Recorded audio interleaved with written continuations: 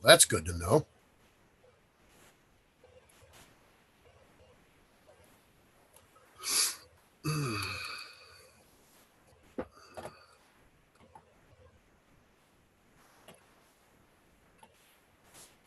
Joe, be there in a couple minutes.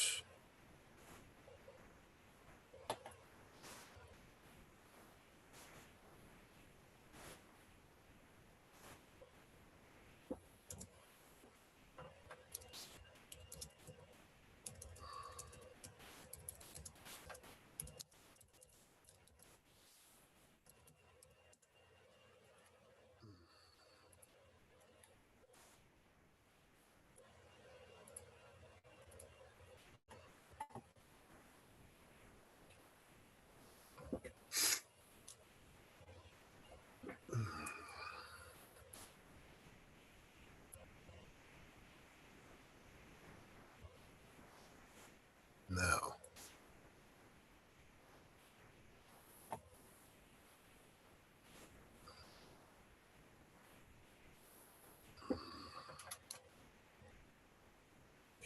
Two.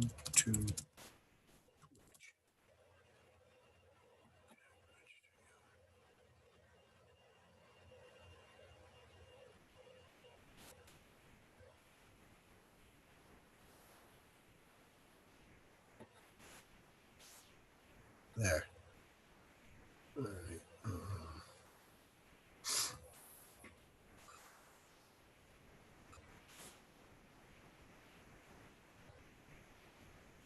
It's easy to connect Twitch and YouTube. It requires absolutely zero coding experience. Only limit is your own imagination. New lives. Oh.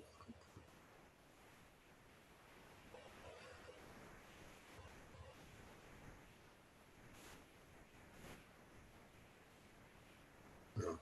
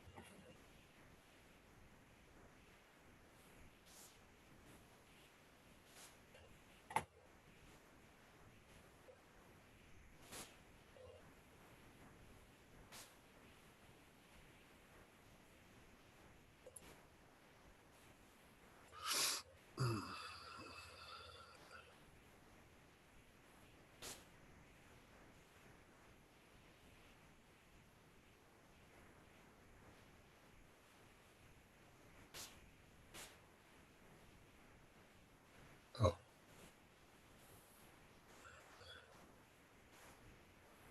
All right.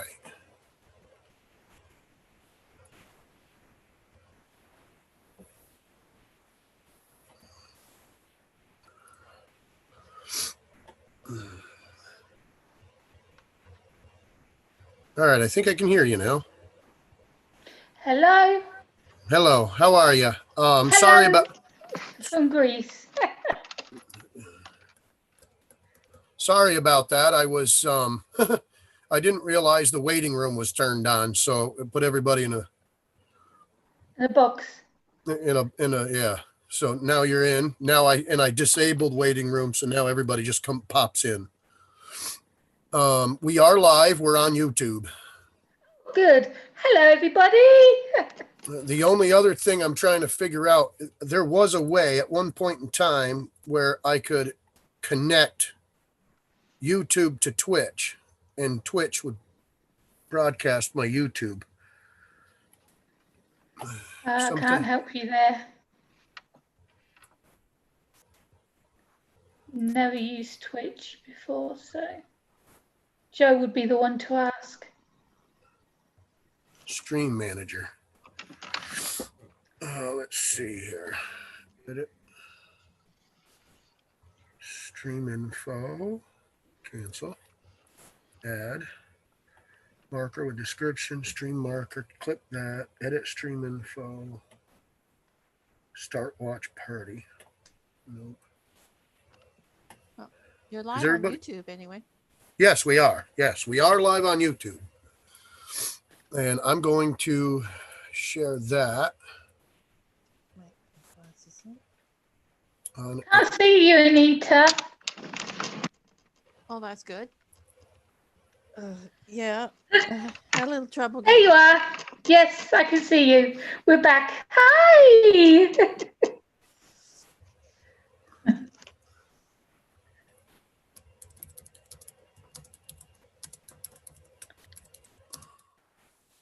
So, how you doing, Karina?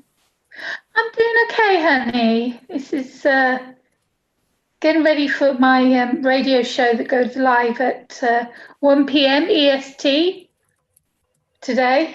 It's Friday the 13th, and everything's going to go wrong. So I'm ready for it. Yeah, I got my fingers crossed for tonight's LitCon panel on the world building. Hopefully, nothing will go wrong, but yeah, You're you never know. using Zoom, yeah? But I'm using StreamYard, so it's a little All right, yeah. less complicated. But Gotcha. yeah, oh.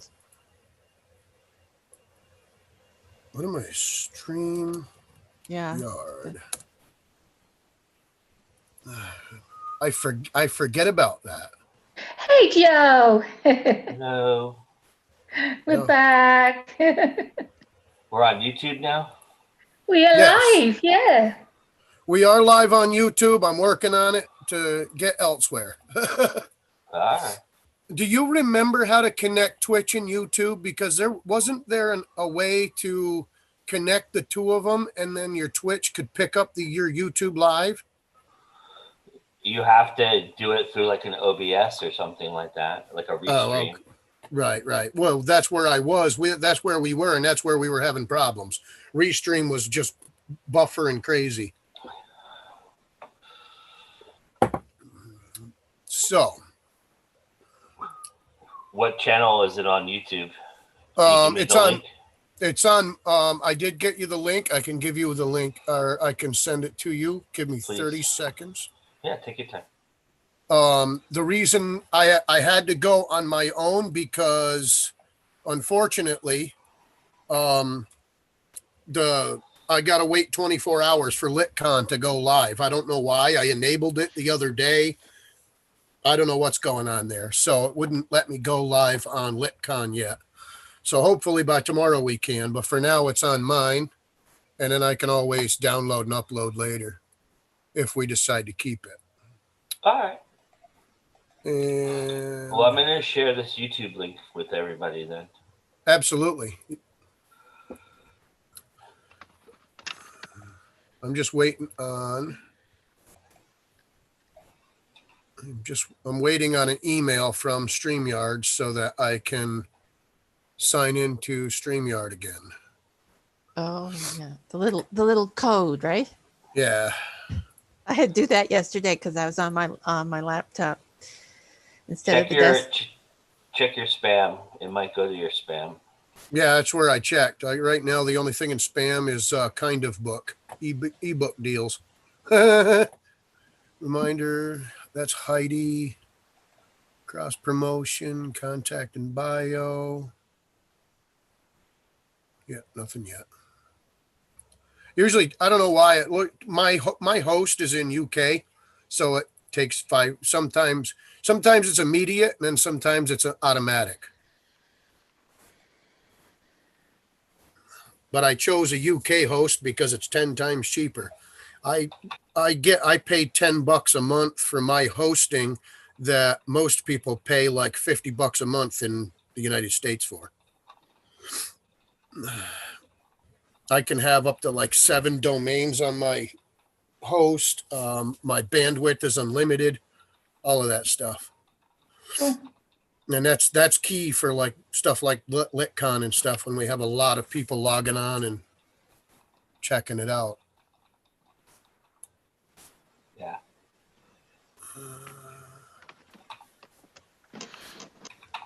Come on. All right, I'm going to sign into my other email. Log into your account. Let's go with, you don't have an account. Yeah, of course you don't.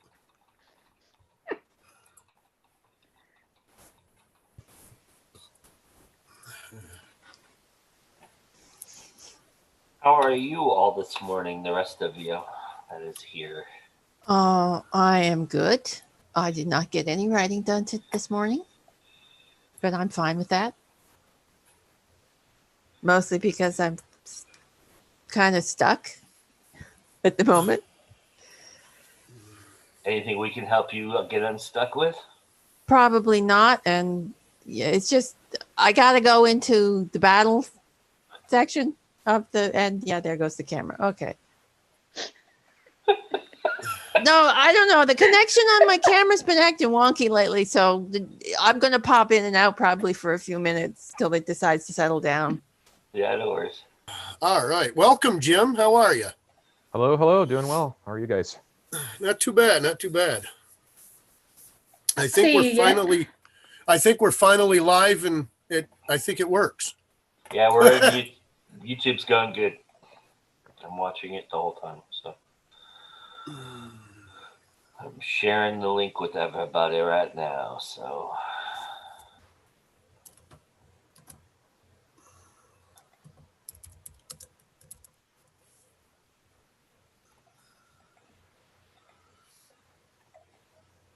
The good thing is it let me broadcast to my author Richard White channel, but it let me stay signed into LitCon. I don't know how I did that, but it worked. And as soon as I get StreamYard popped up, I will get it. I can broadcast from there too, because I should be able to pick up Zoom as a camera.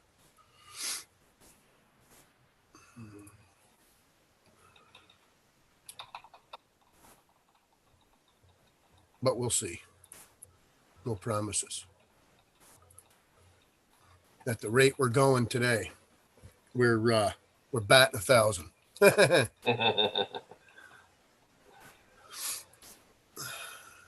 Well, get all the kinks worked out. Right. At least we're on YouTube. That works. So what's Let's up today see. for the events? Let's see. 10 I know the book brush thing is happening now, isn't it? Or is that later? Yeah, I believe it is, but I don't even know where it is. I believe it, yeah, because I think it's, hold on, I have to look at the schedule. I got like 9 tabs up trying to get all this working. Let's see, where are we at for schedule? Holy smokes. All right, yeah, 10 o'clock, 11 Eastern is Top Tips with Kathleen Sweeney for designing book covers at Book Brush. I'm not sure where that's located. I never got a link to it, or I didn't find out where it was being held. And then Heidi's e-newsletter workshop is at noon. Yeah. Well, noon Eastern. It's at 10 a.m. Mountain Time. are people posting it into the group? I believe it would be. I was trying to get it set up so that okay, join us on Zoom for YouTube. So that's there. And then we made a small change. We're going to delete that post. finally, now that I can use that. And I'm not real sure. I'm going to get a message to Heidi and see where the shareable link is for that.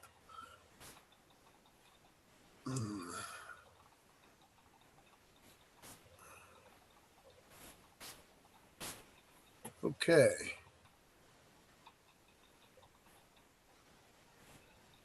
All right.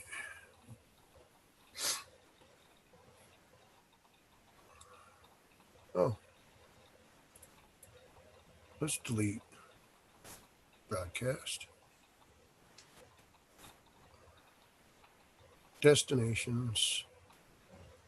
Let's get rid of some of these.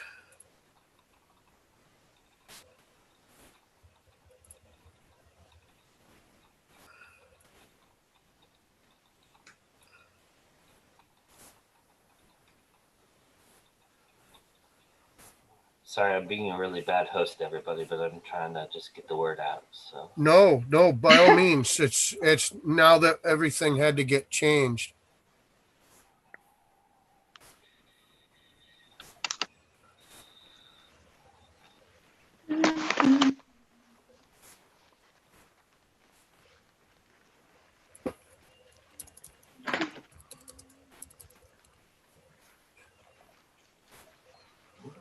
Let's see what's happening here. I'm gonna make an attempt here, but we're gonna see what happens. We could. everybody hold on to your hats. It could happen. All right. Why do you wear hats indoors? Because I'm crazy.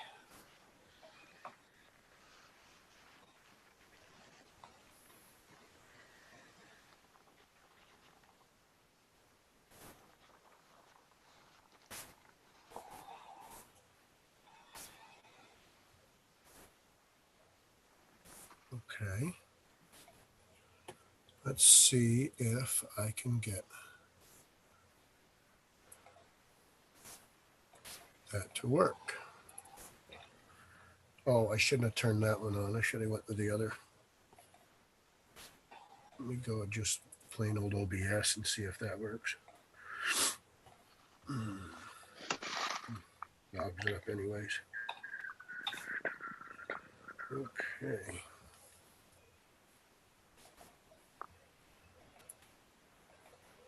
Window. Hey Jim, I haven't met you before. You're new to me. Yeah, I'm actually Sarah Berman she edits my stuff, Does and not she make pointed me in any this sense. direction, and I thought I'd jump on, and took the day off, and we'll be attending that e-letter thing at 11. So, and some other stuff too. I think there's one on Sunday that I'll be talking on a bit about. That's cool. World building. Yeah, that's What that's is with it? me. Oh, hello. That's so you're fantasy or sci-fi Aha. author. Science fantasy. Mine's kind of akin to like either Masters of the Universe or Final Fantasy. It's got swords and Holy smokes, sorcery, I did that it. kind of stuff. Oh, how that's cool. Really cool. Yeah. It should be a good one on Sunday. Let's Well, make sure I've got the that right far. one. I've gotten that far anyway. Yeah, because JMD Reed's going to be there. Alan Now we'll see if Batchelder it and broadcasts. CL Gabber is going to. I hope I pronounced that right. Is going to be there with us on Sunday, so it should be a really interesting discussion. Just got to crop it Looking up, forward to make it. it look a little nicer.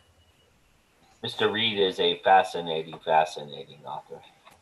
Yeah, and I've interviewed Alan too, so Nope, he's no fun. too much. Very cool. Yeah, he was on Joe's Bar about a month ago. I think it was last month. Everybody's video. Mr. Bachelor. Yeah. CL's a new one to me, but she sounded enthusiastic, so. Good to hear. Looking forward to talking through it. And, oh wait. Tell me about your books, Jim. What have you got published? How many books? What are they? They're through Amazon Kindle. I go through Kindle Direct, and I've got right now 2 Bear with me. novels. Bear with and, me. I think I a got it. third that's like a Now I just novella that gotta I'm get it offering to- for free, and it's a series that I'm likely going to have like 10 main books at Wow. some. I'm still kind of in the beginning stages of what I just. You ever started. walk into a building and push a pull door? That's about how I feel right now.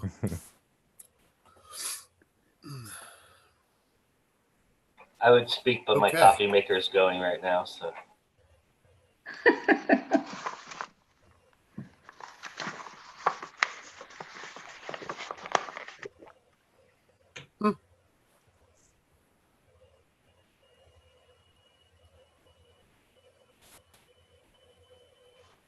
Well, by Oh, I almighty. can hear it. I can hear the coffee maker. You got it right beside you, Joe. No, that's not what I want to do. How do I get rid of the mouse? I'm Joe Compton. Don't know how I'm muted. Can't you just? Oh, it's not going to be telling you to just put the microphone on because you'd know that anyway. There's a little icon that looks like a microphone that you need to click. It's on the lower left, if that helps at all. He knows, he knows. I'm joking with him. Gotcha. Technical fun. Yeah, Friday the 13th Gremlins, I call it.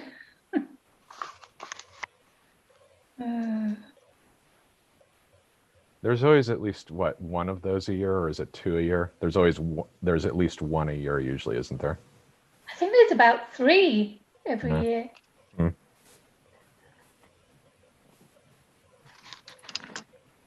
Oh, okay, I'll then get it's rid of all the the mouse coffee. for that one, but, oh well. If I just leave it alone, I think it'll be all right. Muted, so how We're can officially the on coffee Twitch. maker? I know how to unmute and mute myself, but when I I know was, you do. I was just taking. I was Well, just joking about that. I know, but what I was saying was, I realize now that the comma would have come in handy in that little sentence there, but yeah, what I was saying in the chat was that I don't know how you could hear the coffee maker because I was muted. Something sounded like a coffee maker. I don't know what it was. I saw your microphone. I thought, no, it's not Joe. I think you were wishing it was a coffee maker. you were astral projecting. I think so. I think that's what it was. I'm always doing that. You know me. Oh dear. So we're live on Twitch too, Mr. White. Hello, Twitchers.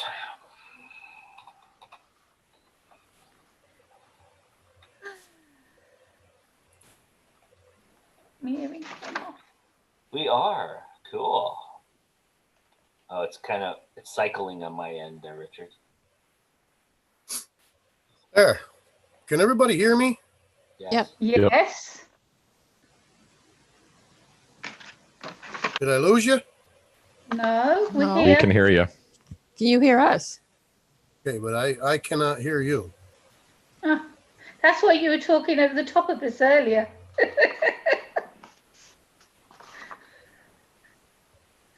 Oh, I love it. Yeah, nope. That ain't gonna work. How did it go? Bad. Richard. Calling Oh. Richard. So, what are you Well, all it's picking it working up. on for I just can't hear nobody. books these days? Your work in progress. Okay. I'm working on the 4th book, or getting toward done on the 4th Like book I in said. rhyme. So it's I'm like you go through the multiple drafts, and you can't even. For me, I kind of revise as I go. So people ask me what draft I'm on, and it could be like the 7th for all I know. But I'm getting toward done with that one, and then gonna have editor and some beta readers go through it, and then likely get it out hopefully sometime in early mid 21. I've got a couple other ones that I'll be releasing prior to that I've gotten Okay. shelf. Well, can you hear me now? Yeah. I can hear you. Yes, Can you we hear can us? hear you. Yep, I can hear you now. I guess it's YouTube. Yay! It's YouTube only, unless somebody wants to pull the unless somebody wants to pull the feed and put it somewhere else. Good deal. So, Jim, who designs your covers for your books? It's me. Oh, wow. Sorry, who design? I thought you said who decides. Who designs? designs. So the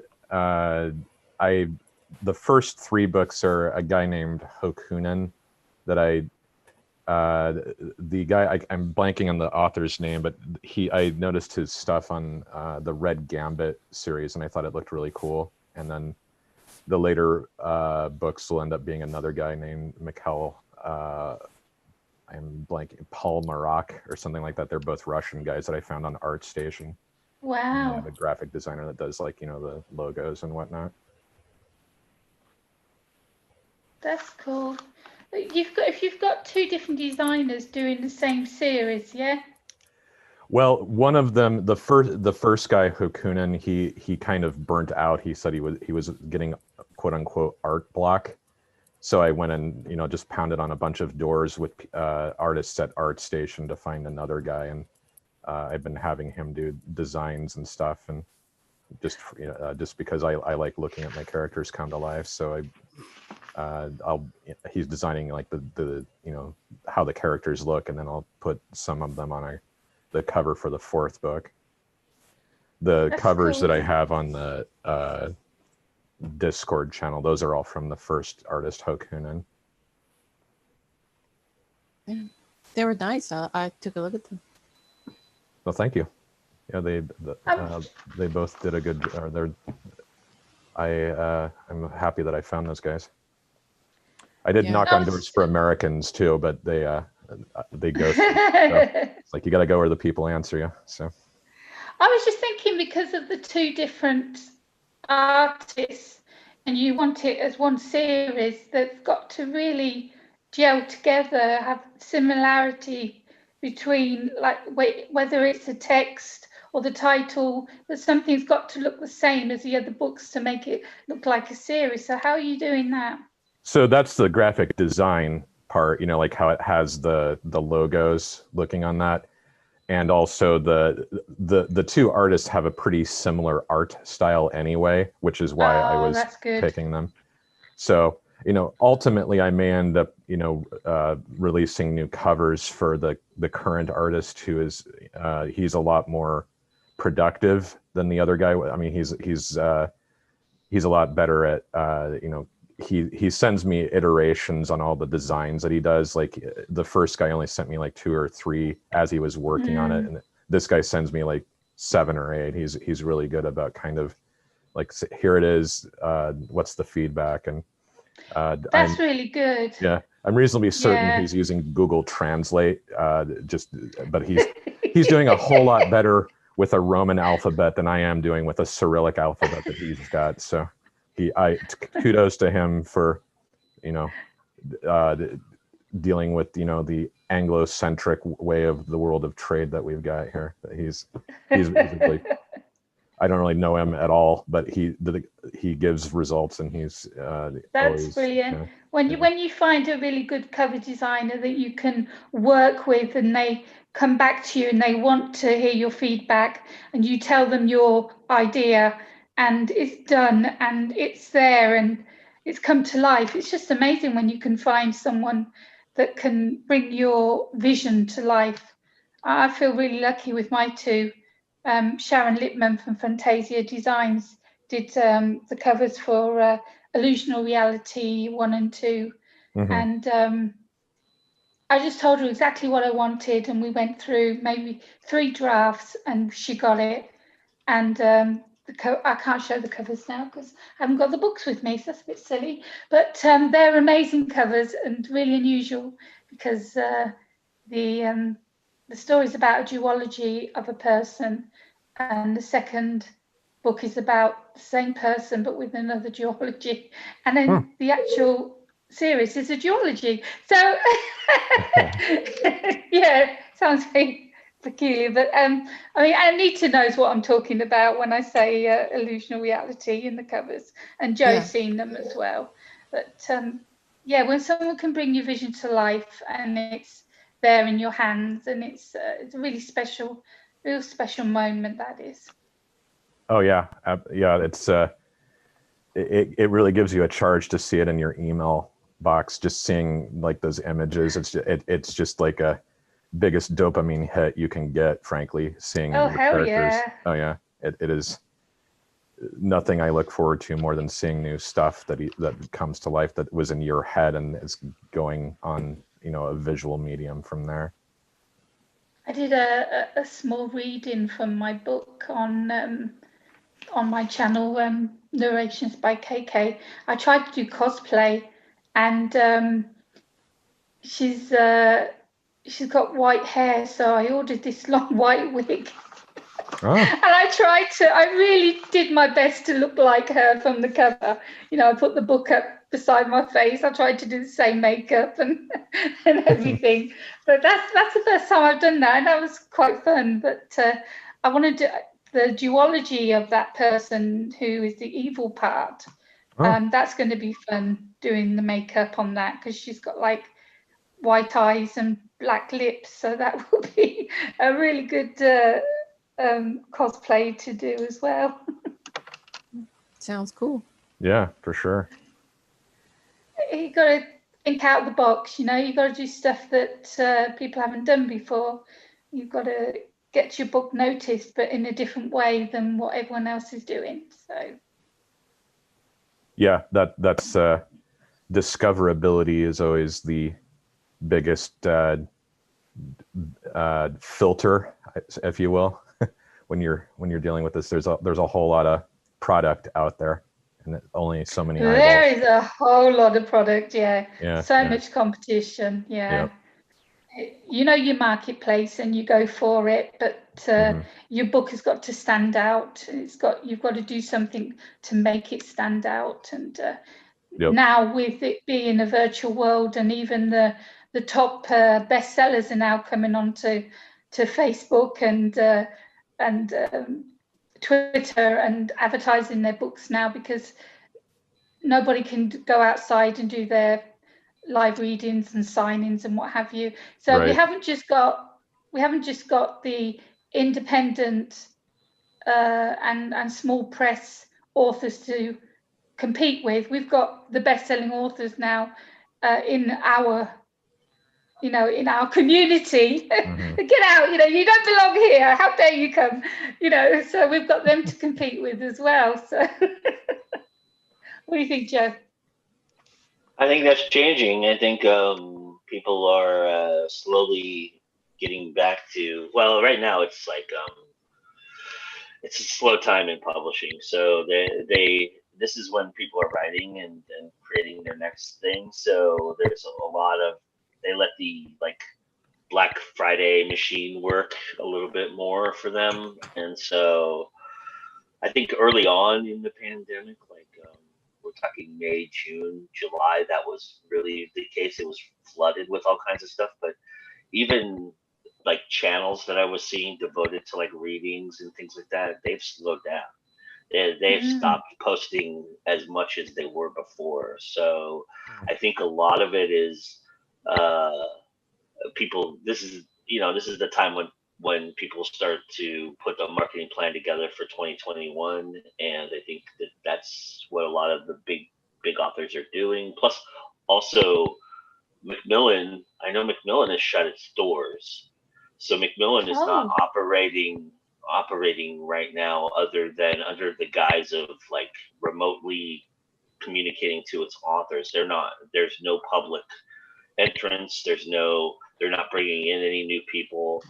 The editors are just doing their editing from home, which they normally do anyway. But so I think right now it's like everybody is kind of preparing to see what's going to happen. There's talk of, I don't want to get political here, but there's talk of things happening in the next year that are going to shift the consciousness a little bit for people. And I think a lot of people are hoping for that, or looking toward that. And so I think there's a lot of cons that were like in the middle, like we're talking like February, March, are looking at moving to the back end of 2021 and trying to capitalize on that. So there's a lot of things that are going on behind the scenes, I think, that are going to dictate how 2021 is going to go. So I think a lot of people have kind of chalked this year up as, okay, we got through this, so let's kind of just like slow down and settle in.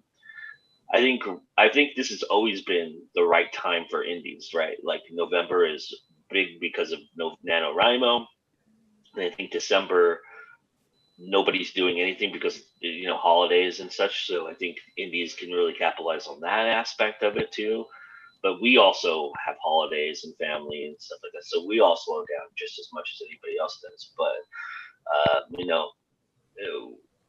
everybody's preparing for the March, April swoon that happens in publishing. So I think there's a lot of that going on right now. So, I don't know about anybody else. I don't know if Anita wants to speak to this a little bit too, but for my channel, I know that I slowed down viewer wise and all this around this time because it's just part of, it'll start picking up again toward the middle of November. And then I start to get a good group of people coming in because it's just, people are kind of tired of the internet right now. So I think everybody kind of was exhausted by the political rhetoric that was going on. So there's a lot of people who have ejected, but once they start getting bored again, they'll come back. Yeah, well, my show sort of fluctuates anyway, because depending on what author I'm interviewing at the time, because some authors share a little more, some are still a little new and they haven't quite got the hang of it yet.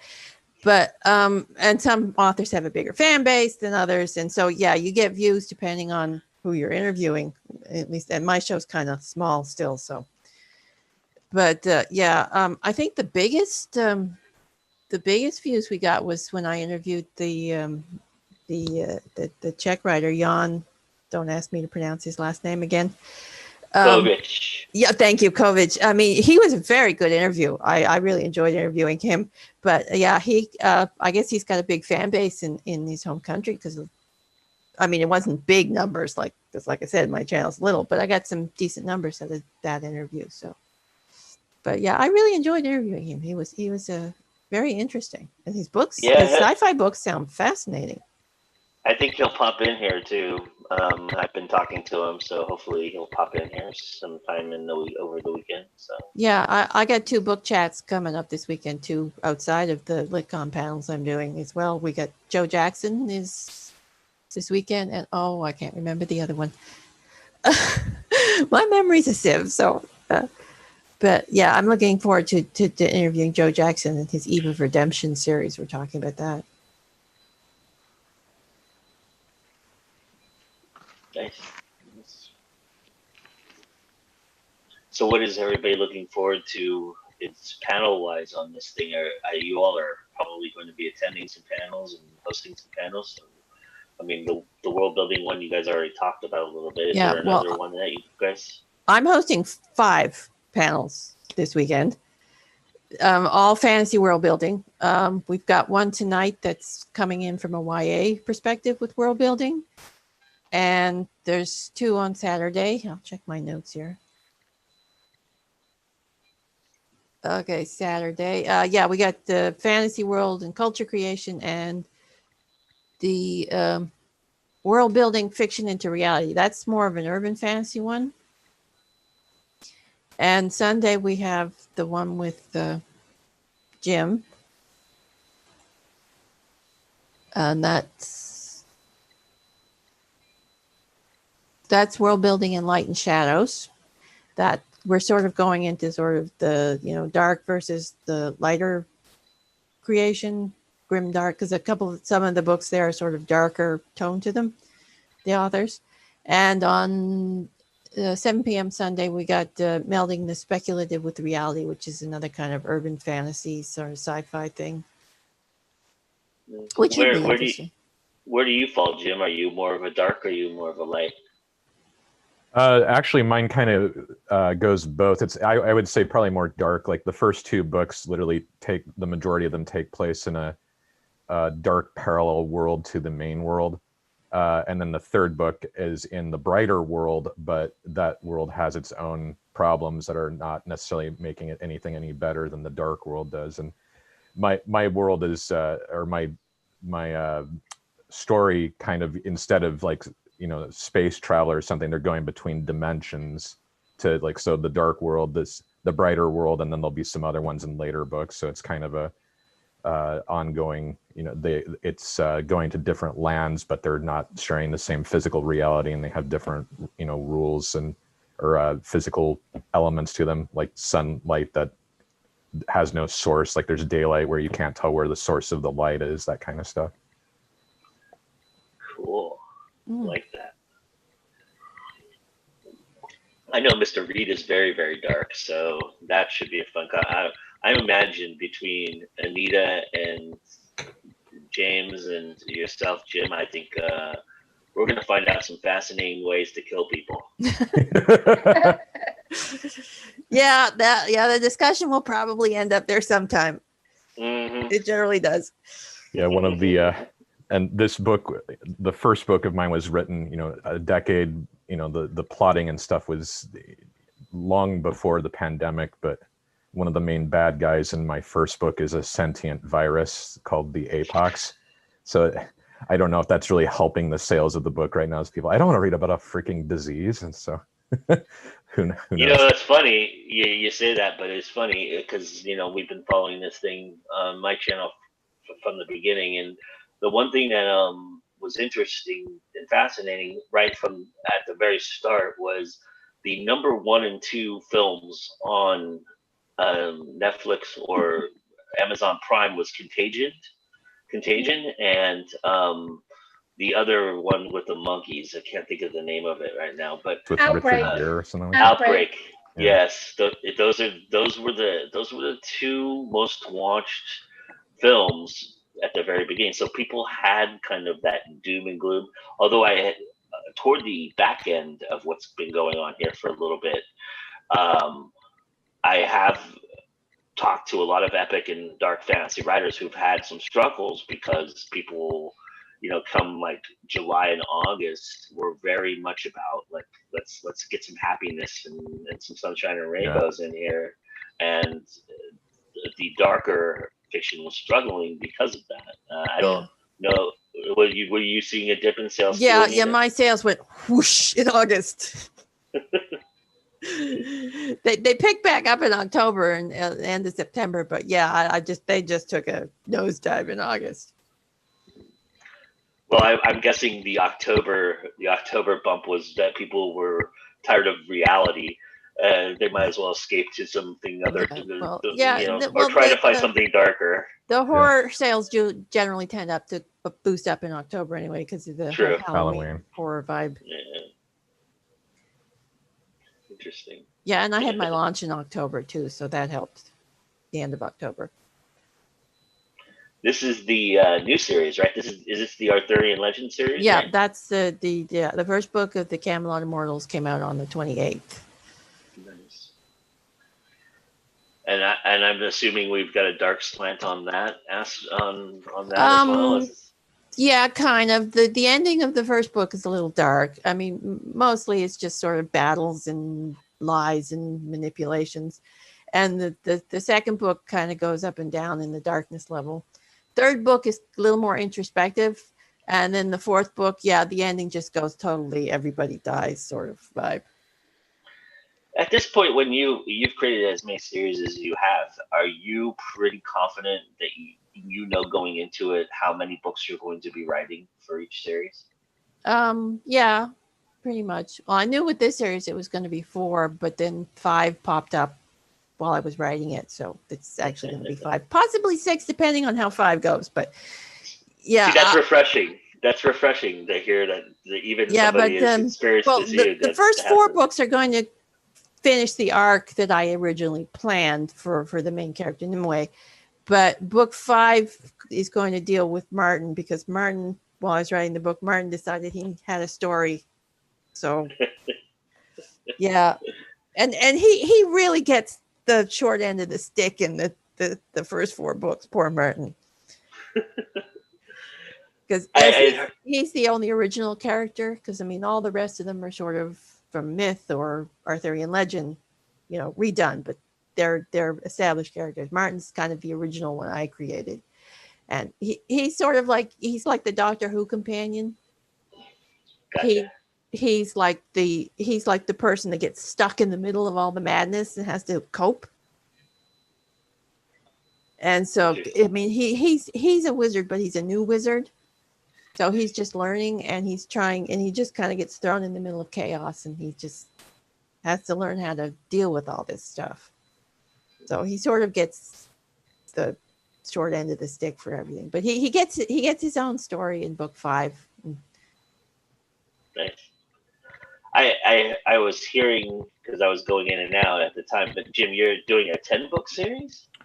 It's projected to be 10 book. It's I'm currently on 10 main books, and then there'll be a bunch of 0.5 novella ones that are either anthologies or like so the one I've got out right now is called The Hidden Chapters, and it's a bunch of chapters that take place mainly in the beginning that don't require any foreknowledge and gives a little bit more color to the world.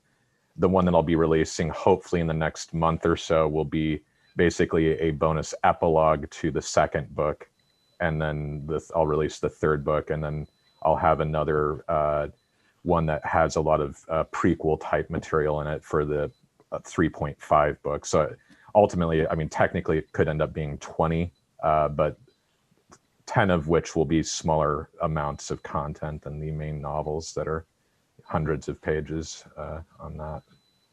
And this was your design from the beginning?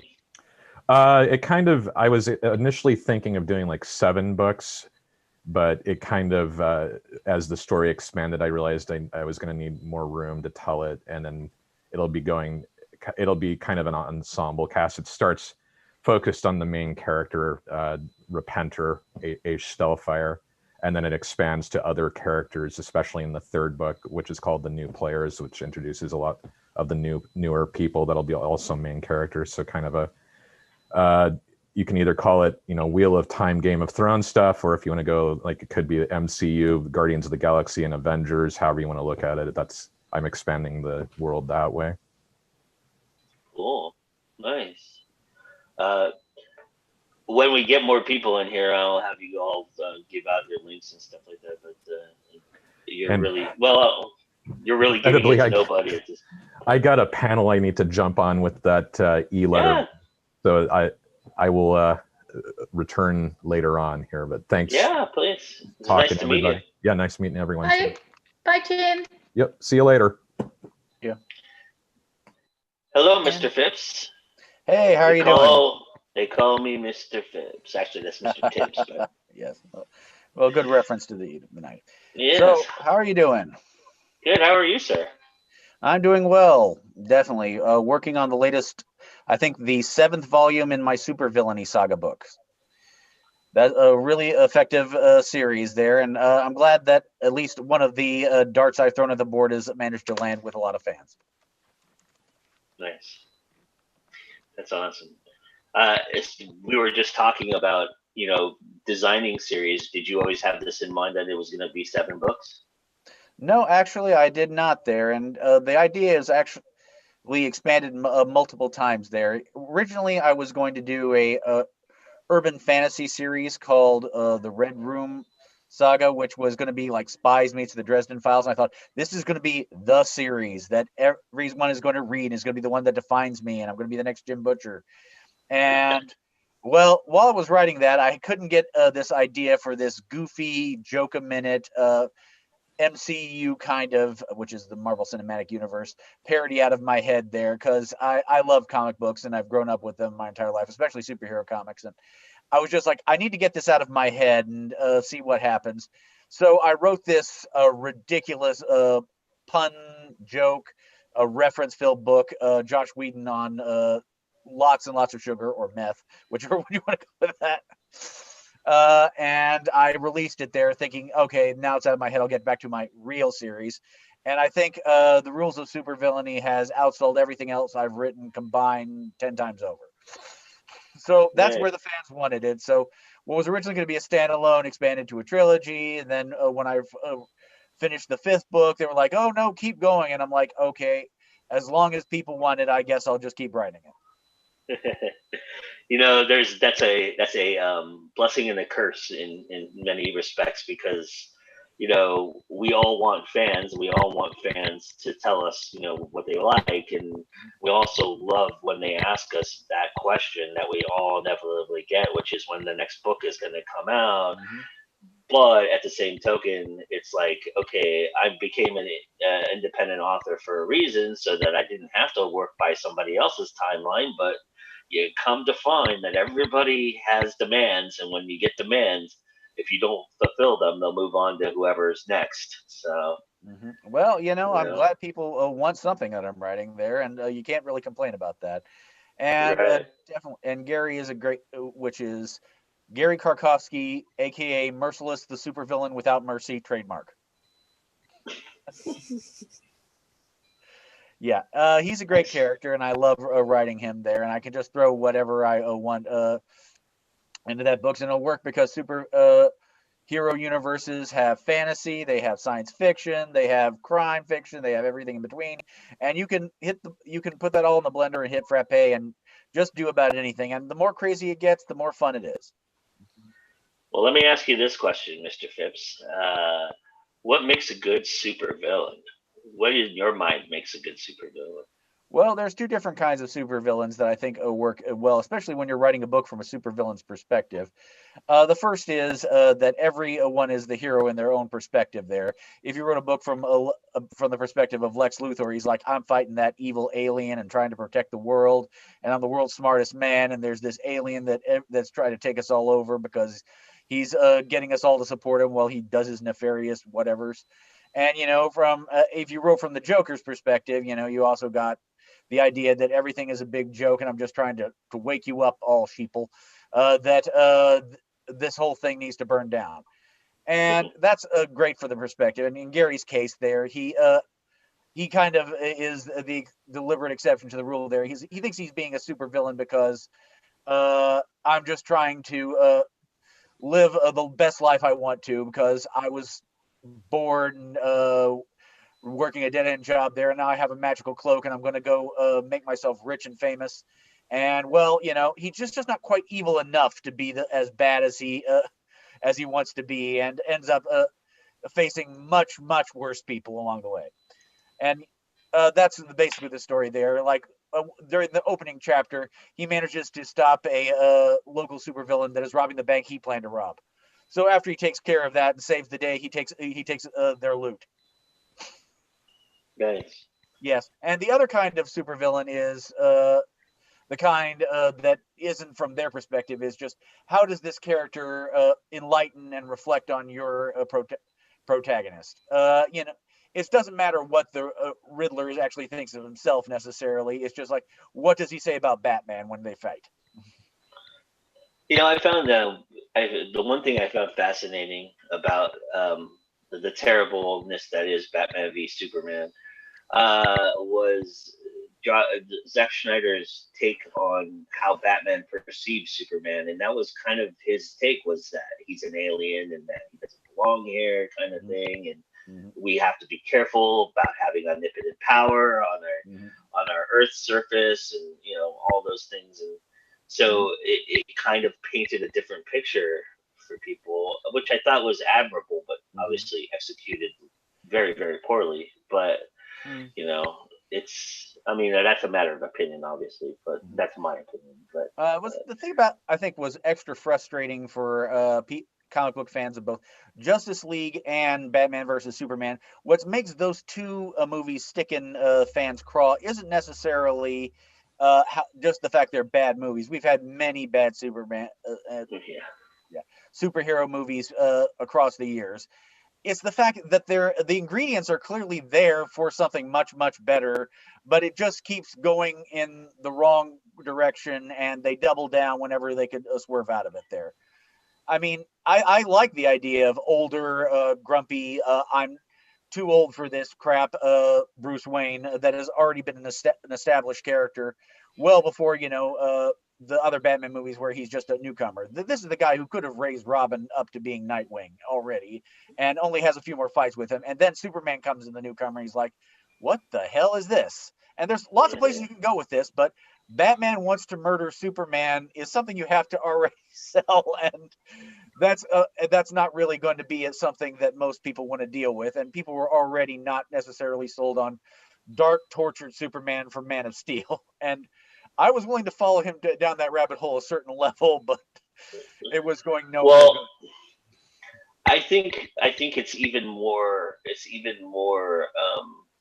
deeper on a weirder level than that, because as a filmmaker, I think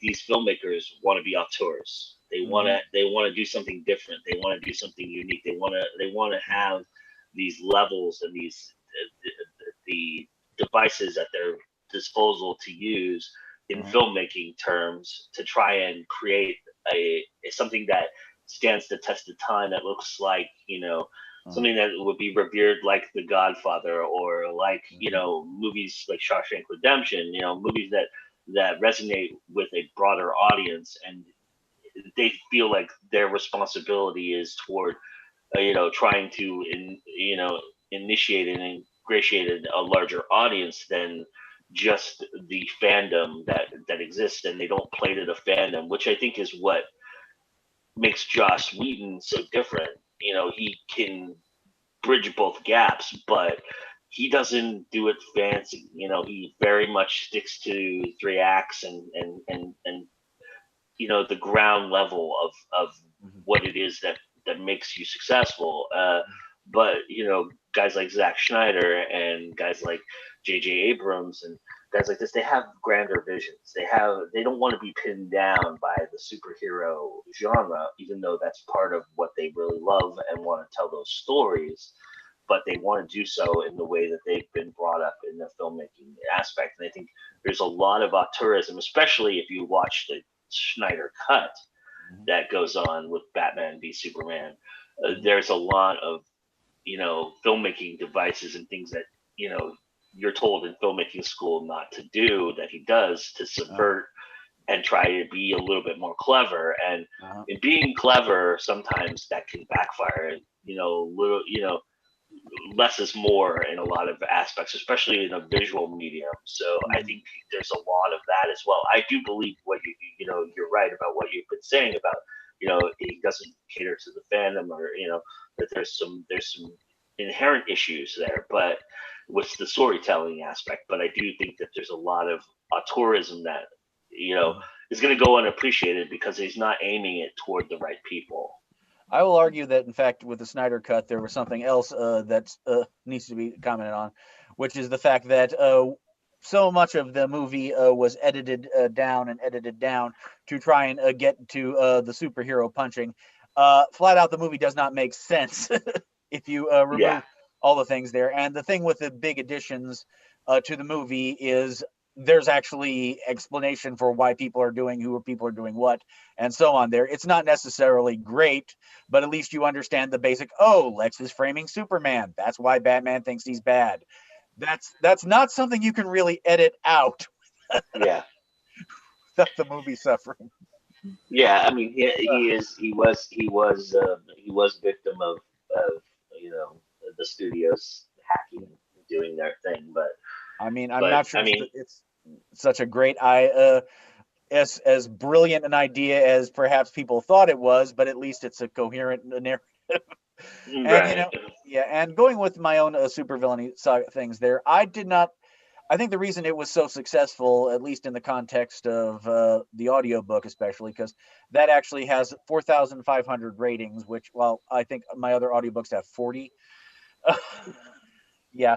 I bet because it was not what I was actually going for auteur wise, because I wanted these deep paranormal long-standing urban fantasy novels there, and people just like, okay, I want to read something that's funny for the afternoon. It's 6 hours long. Oh, haha, that's a reference to something I just saw. Yeah, I think I opened the book saying something like, as long as I could remember, I've always wanted to be a supervillain, which is, just a blatant Goodfellas reference. And people like, oh, I get that. That's funny. I'm going to enjoy this. And they did. Yeah, and I think tongue in cheekness works pretty well for that kind of aspect of telling those kind of stories too. Sometimes because we all remember the smart assery of Spider-Man, for example, which is my favorite. But there's if you can't make fun of yourself and make fun of what you're doing, the serious aspect of what you do may not come across in its intended nature because you're being too serious. So there's a balance, right? It's a balance. Oh yeah, I mean, even in the supervillainy saga, I actually struggled to keep the characters authentic to at least their internal logic. Gary is not character just purely for humor, and and I actually did draw from Spider-Man and the hard luck hero for as much as I could, because while he makes quips, it's because he's desperately panicking and trying to pull this situation from the fire it's become. And you make the jokes to diffuse the humor, but also keep people distracted while you do what you do. Gary is married by the time and living a normal life when he get his magical cloak and superpowers, and it falls to him roughly halfway through the book is realizing, oh God, I put people in danger, and those I care about because of this really stupid decision of mine, and he deals with the consequences of that. And the characters he forms bonds with, and as ridiculous as a guy in a clown outfit or dressed as an ice cream man or whatever is, once they start killing people, you realize, oh God, this is serious. I think you would have that with the Arthurian legend as well, Anita, wouldn't you? I mean, there's been comical aspects of it, and then there's been the very serious, very like historian aspects too. Yeah, my series is set in modern day, and my protagonist, she's very snarky. Nice. Extremely snarky. So yeah, there's a lot of humor, and she swears a lot too, so there's a lot of that in it as well. Oh yes.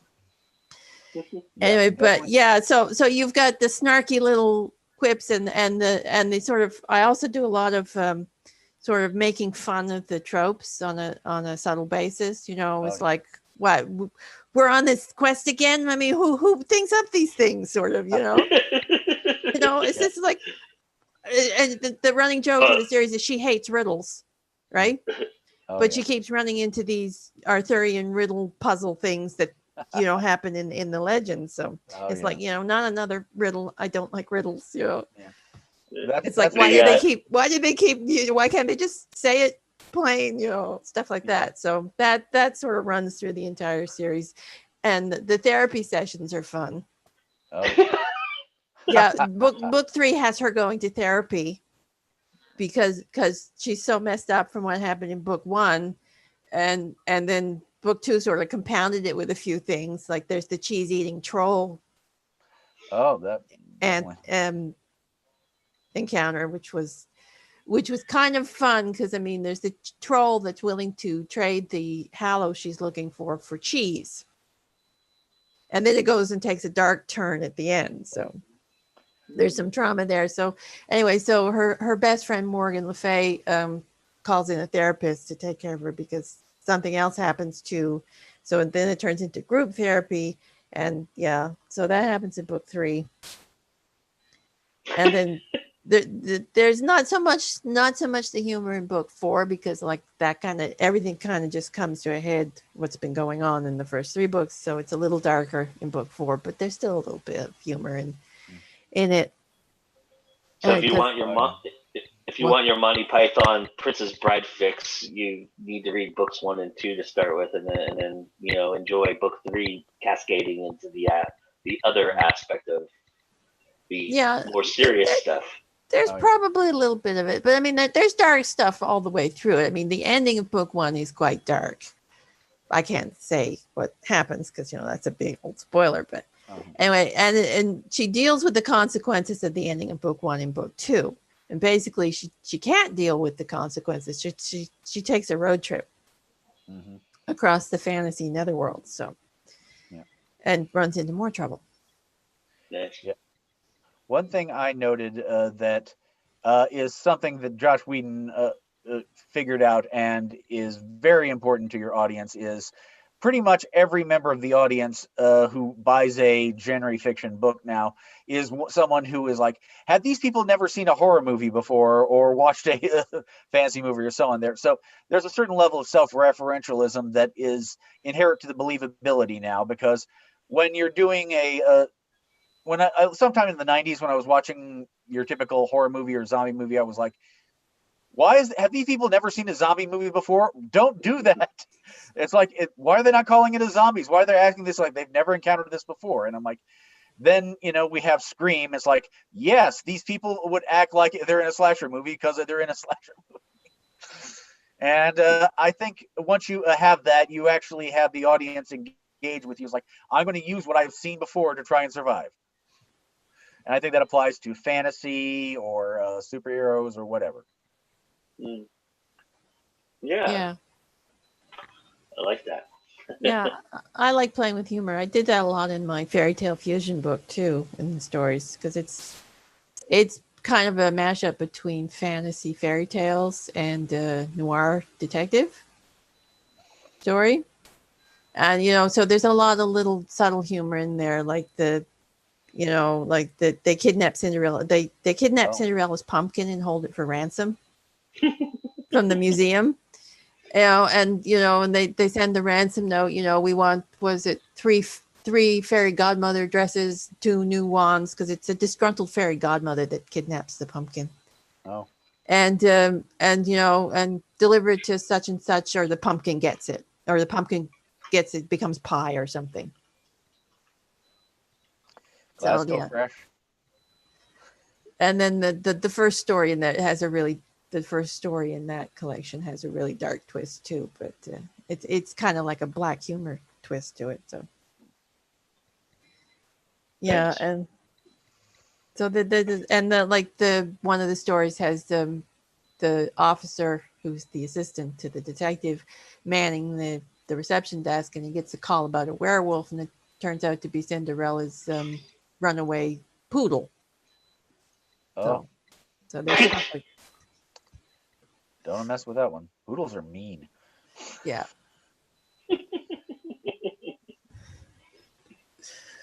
Yeah, and all the princesses are kind of like stuck up little snooty princesses. And they're not the nice Disney princesses. They're kind of stuck up and snooty, the upper class sort of type things. And so the detective has to deal with them when one of their princes gets turned into a frog and hops away and goes on the missing list and stuff like that. So there's kind of weird little things in that book. So that was a fun one. I'm writing a sequel to that, or going to be writing a sequel, sort of a mafia story where there's the fairy godfather. Yeah, and I gotta thank my local writing group for giving me the idea for that. That was a fun idea. Nice. That's awesome. I'm curious. Is it subverting the tropes that you find is the best source of the humor, or is it more of a sarcastic tone, just taking a different tone? How is it that you guys seemingly like to create the humor that goes on with what you're writing? Well, in my case, I think it's the fact that the tropes are happening and the characters are aware of them, but very often they just can't get around them. You just have to roll with them when they happen. If in Gary's case, he's a guy who absolutely despises anti-heroes, which in the universe, because he lives in a superhero universe with like decades of superheroes flying around, punching bad guys and so on there. And whenever he tries to subvert things by being, oh, I'm not going to be that bad of a supervillain, and ends up blasting some of the worser ones like Psycho Slinger, who is my parody of Bullseye. He goes like, oh God, people are going to think I'm a vigilante now. Like the exact kind he hates. It's like, I like the ones who don't kill. And, the characters are self-aware and, they know what the reader knows, and that increases the identification. And to a certain level, there's also no end of fun being a snarky bastard. Yeah. I think I'm more kind of along the lines of the straight guy and the humor happening around him sort of thing. It's like he's trying to be serious and the whole world is crazy around him. So, he's just reacting to it. So you get the quips and the things from that sort of a thing. I'm very much more on the sort of like the puns, the sardonic humor, the sarcastic humor side of things. Oh yeah. Was that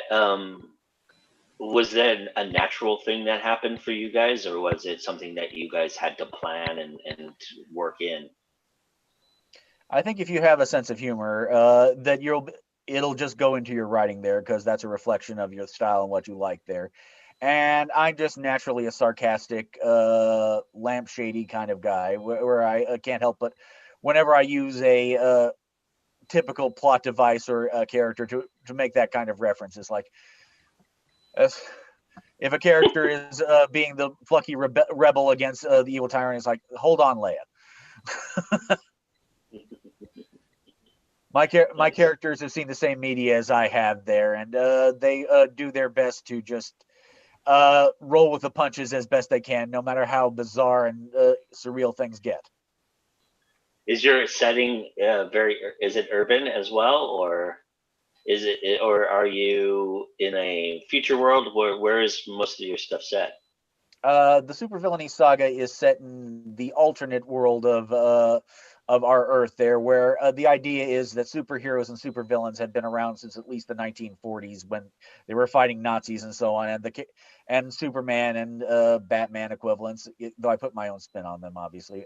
Batman is a wizard in this one, so to speak, the Nightwalker, and Ultra God is this all-powerful Thor-like alien who merged with who was an energy being that merged with a black astronomer in the 1930s. So he had his own opinions on civil rights and other things as they happen.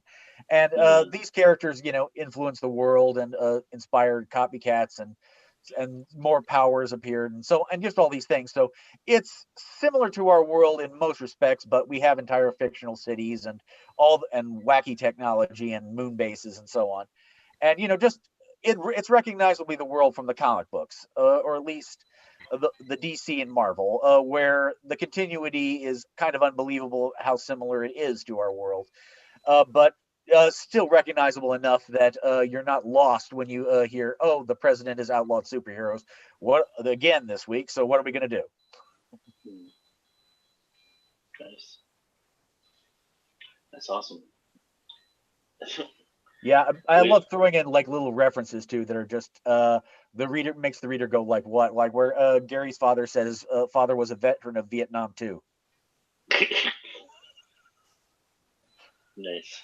I'm like, wait, what was that? Go, hold on, and just like the story moves on, and I keep those little mentions, a little list of them, because they're an established part of it. I don't just ignore them, but I throw enough of them in there. The readers are always wondering what exactly I'm referring to next. And it's like, yeah, that's when Diablo Man destroyed the universe.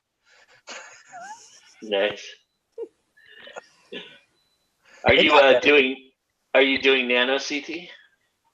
I got started on Nano, but it was kind of hilarious that Nano was the first book I wrote, was the one that I had to stop to write the rules of supervillainy with, and generally try to keep the lessons I learned from Nano from month to month anyways, like keep writing 500 words a day there. I don't quite need it the way I used to, but it was a tremendous help, and I do recommend it to any new writers. And it has introduced me to people I've kept friendships with ever since.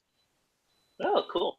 Yeah, it's it's funny because I was talking to another author. I don't know if you guys know Destin, but Destin was telling me that that's his thing is like he got all his community based around Nano, which surprises me because Nano is so clinical.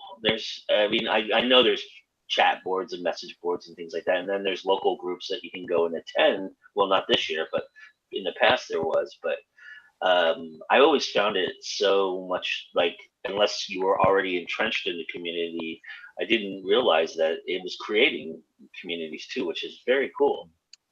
Well, I have several communities of indie authors that have really helped me there, and I met my current publisher, Crossroad Press, through them, and they've really helped me break into I would call semi-mainstream, mid-tier publishing. But yes, you there get so much from developing contact with your fellow indie authors because even ones who haven't quite had the success they want there are going to give you desperately needed advice. The worst thing you can do is go it alone. And once you make friends with authors who have at least learned some of the tricks there, you can only benefit from their quote unquote wisdom. It's also good for networking too and cross promotion and all that. And while I didn't get all of that from Nano, I did definitely learn a lot of good lessons about writing habits there. Well, like For what? me, Nano.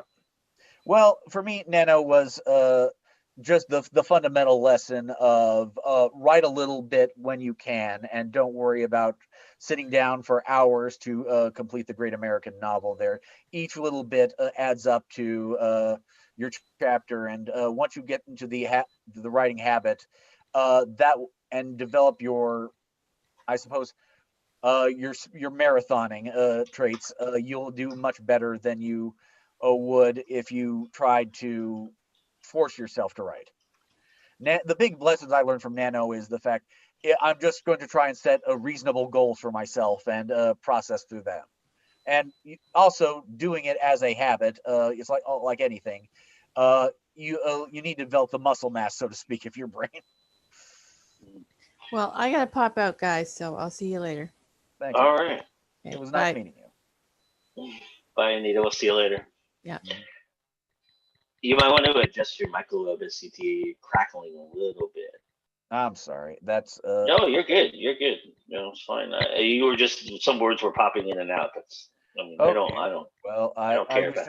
I was just talking with Nano. Is the big thing you need to understand with writing is you need to develop a writing habit and a technique, and that requires you sitting down, doing it, and learning. Well, how long do you want your chapters to be?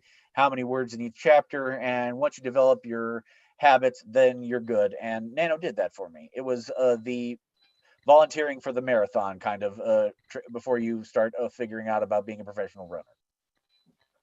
Yeah.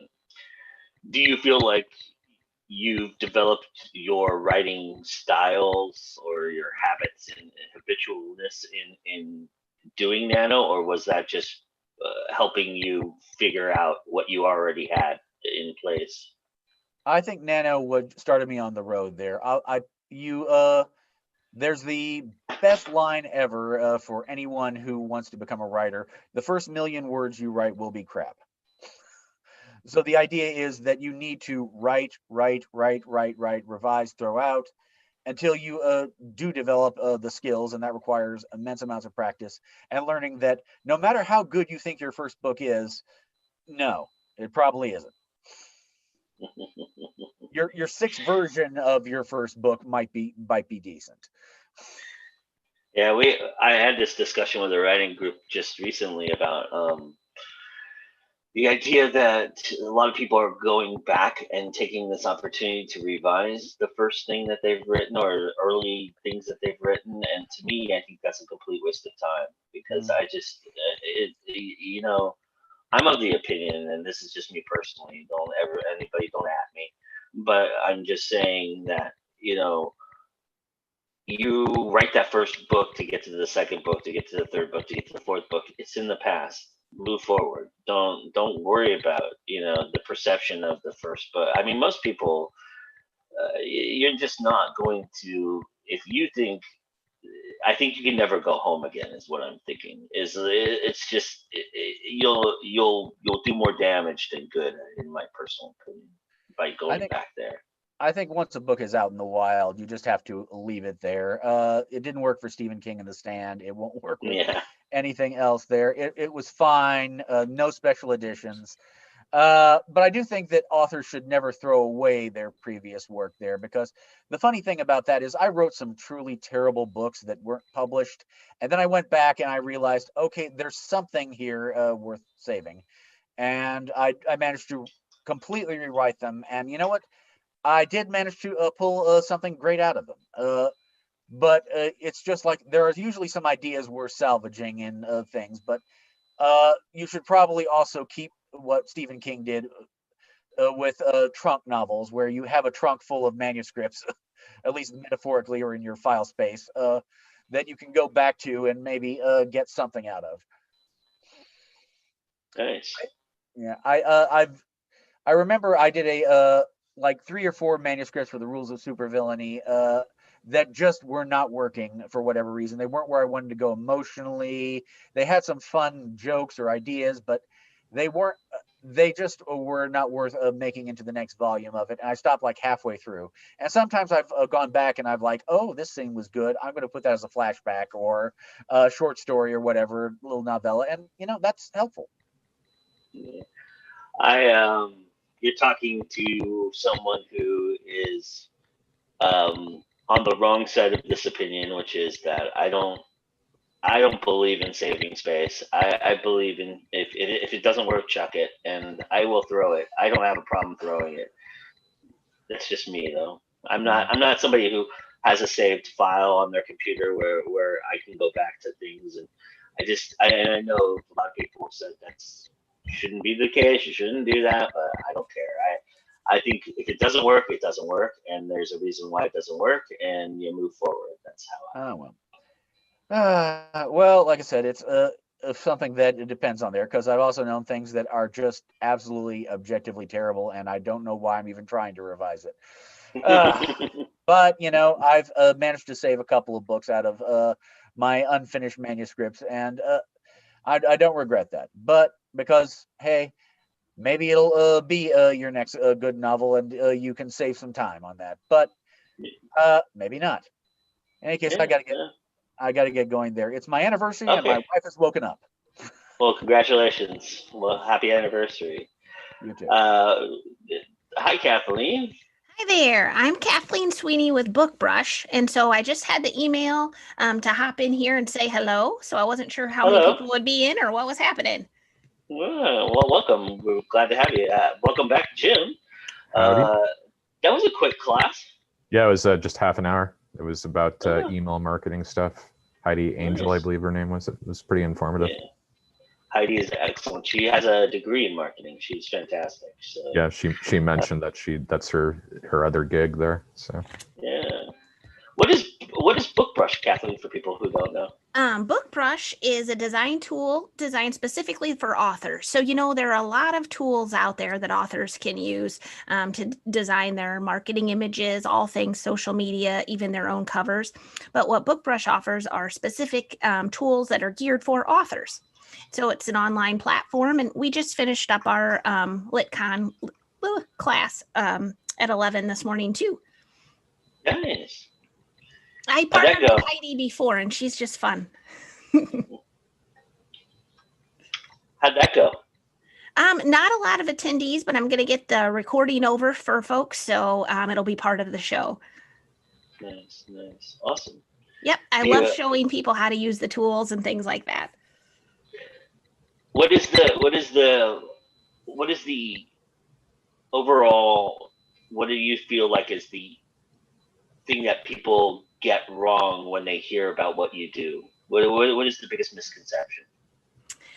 You know, that's interesting. I'd actually be curious to what other people think is their misconception. I feel like we're pretty straightforward that it's a marketing tool that authors subscribe to. So you purchase your membership and you can create an unlimited number of downloads to market your books. And there's a lot of helping hands in there, community templates. So because you're a writer, you may not also be creative and crafty at designing. Like writers have this writing thing going on. So we try to make the design part and the marketing fun and easy. I should have prefaced that. I didn't mean for your tool. I meant overall. Okay. What is the biggest misconception that your tool helps create? That helps alleviate. The struggle with marketing for sure. So that's a daunting task, and people don't know where authors often don't know where to start or how to do it. And so we think our tools fill a niche in there for authors to be able to get their marketing done and make it fun too. Where did this come from for you? Why did you feel like you needed to create this tool? It's interesting how life works. So we originally started as we were going to be an email marketing tool for authors, and we had an image creation section separately, and it turns out the authors told us that was their favorite part. And so we built that out, ended up discontinuing and shutting down the email marketing MailChimp for authors that we had in mind, and moved forward with the design part. And it has been nothing but fun ever since. So we've built more and more tools. This past year, we added a cover creator because folks liked using the tools to design their ads and said, hey, we want to be able to do the covers too. So we added that component. We have a section of those instant mock-ups where you just drop your cover in and it's eye-catching and professional looking, and you didn't have to do that much work to do it. So those are pretty popular. Nice. Awesome. Yeah. Are you a writer yourself? No, what I do is read. I contribute to the effort by reading. Nice. I'm not a writer at all. Symbiotic relationship. Yes. The people that are writers need readers, so I'll just fulfill that void. Yeah, that I don't know if you know Evan Gal, but that's what that reminds me of. Evan is the creator of Story Origins, for anybody who doesn't know. But yeah, he's also. But although he's starting to get into writing, I shouldn't spoil a future show I have with him. But spoiler alert for anybody who watches that future show. But yeah, he's actually starting to think about getting into writing. But he's always was a fan, and he being from his programming background, that's how he created what he created. So he has a very cool tool. I think we partnered with him for a webinar before, and I really enjoyed it. Yeah. He's a fantastic guy too. So yeah, little did I know he had 20 kids. That was crazy. I'm kidding. It's not that many, but he does have a bunch. So what is your tool free? Is it something that people, is there a monetized version? How do people get started with it? You can sign up on bookbrush.com for a free version, and you can create and download 15 marketing images for free and really give the tools a try. There's even a free section on those instant mock-ups. And then you would move to, if you like it and it's your cup of tea, you would move to a paid version. And there are a couple of tiers. We have Plus, Gold, and Platinum. And the features that are included kind of go up as you treat yourself to the higher levels. Nice. Awesome. Yeah. So what did you learn, Jim, from the email marketing that you didn't know before? Learned that maybe it's not such a good idea to use BookFunnel. Which, what are you going to do? And then the other was I asked about like other ways to organically build a email list, and one would be character spotlights in it, and then the other would be author interviews.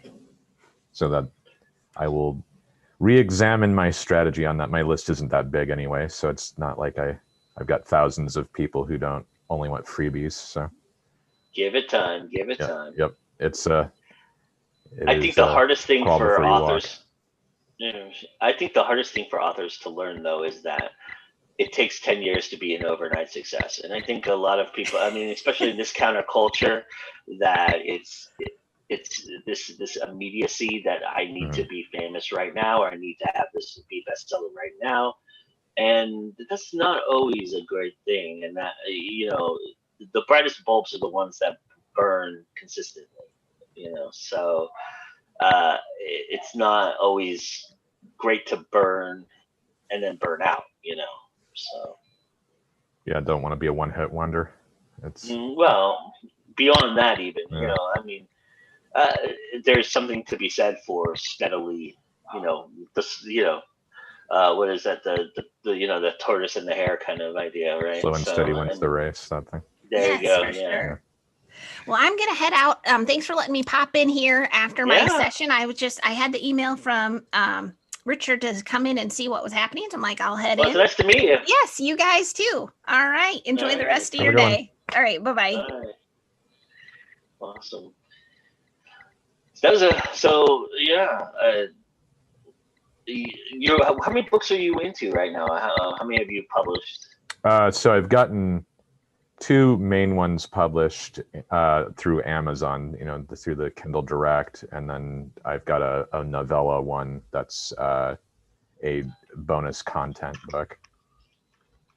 So Awesome. those would be the 2, and then I'll be releasing another novella hopefully here pretty soon, and then I'll be releasing the 3rd book in the series, likely possibly end of 2020, if not beginning of 21, give or take there. So there'll be more to come on that.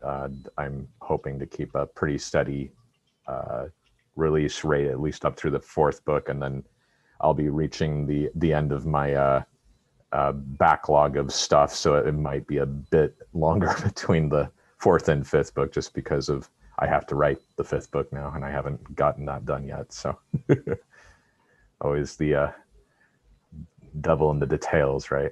With How long ago was the first one published? first one, I released it with the current cover back in August, so it's pretty new. All of this, I released the first 3 of them in pretty rapid succession, and then it's just a matter of getting the graphic designer to put some designs on the cover so I can get that put together, and then go through all the steps of putting it through the Amazon Create Space stuff there with Kindle Direct and everything. Nice. When did you feel like you wanted to be an author? When did you get the issue? Did you always have it, or was it something that just came recently for you? No, it was. I mean, I've always written since basically college. I'm in my 40s now, so I've been doing it for like 25 years or so. Mostly the initial part of it. There's been drafts and other stuff that are like you gotta. They say you gotta write 1 million words to be good at it. I'm pretty sure I've written 1 million, so which is crazy to say that out loud, but. Actually, you're not the first in this scenario to say that. CT just said that right before you came on. Oh, well, there we go. Yep, I Yeah, guess something to be said. We must be reading the same sources or hearing it from various people. It gets percolated throughout the world there, or community at least. Yeah. Are you an avid reader as well, or are you? Do you read a lot? Yeah, I read. Lately, it's been more through Audible, but I do. I read a lot there. I'm working on Gideon the Ninth right now, which is kind of an interesting one. Kind of a dilapidated sci-fi with some necromancy stuff in it, which is pretty cool. And that's the one I had before that. I like the Murderbot series. That's a fun one. And then the John Scalzi Old Man's War stuff I looked at before that, and so yeah. So you like to keep within your genre mostly. Yeah, I'd like some thrillers too, like John. John Sanford is, I don't know if that's a guilty pleasure or just a regular pleasure, but either way, I like the Virgil Flowers and Lucas Davenport books. Those are really fun to read through as well. Or a lot of it's audio books for me, but I count that.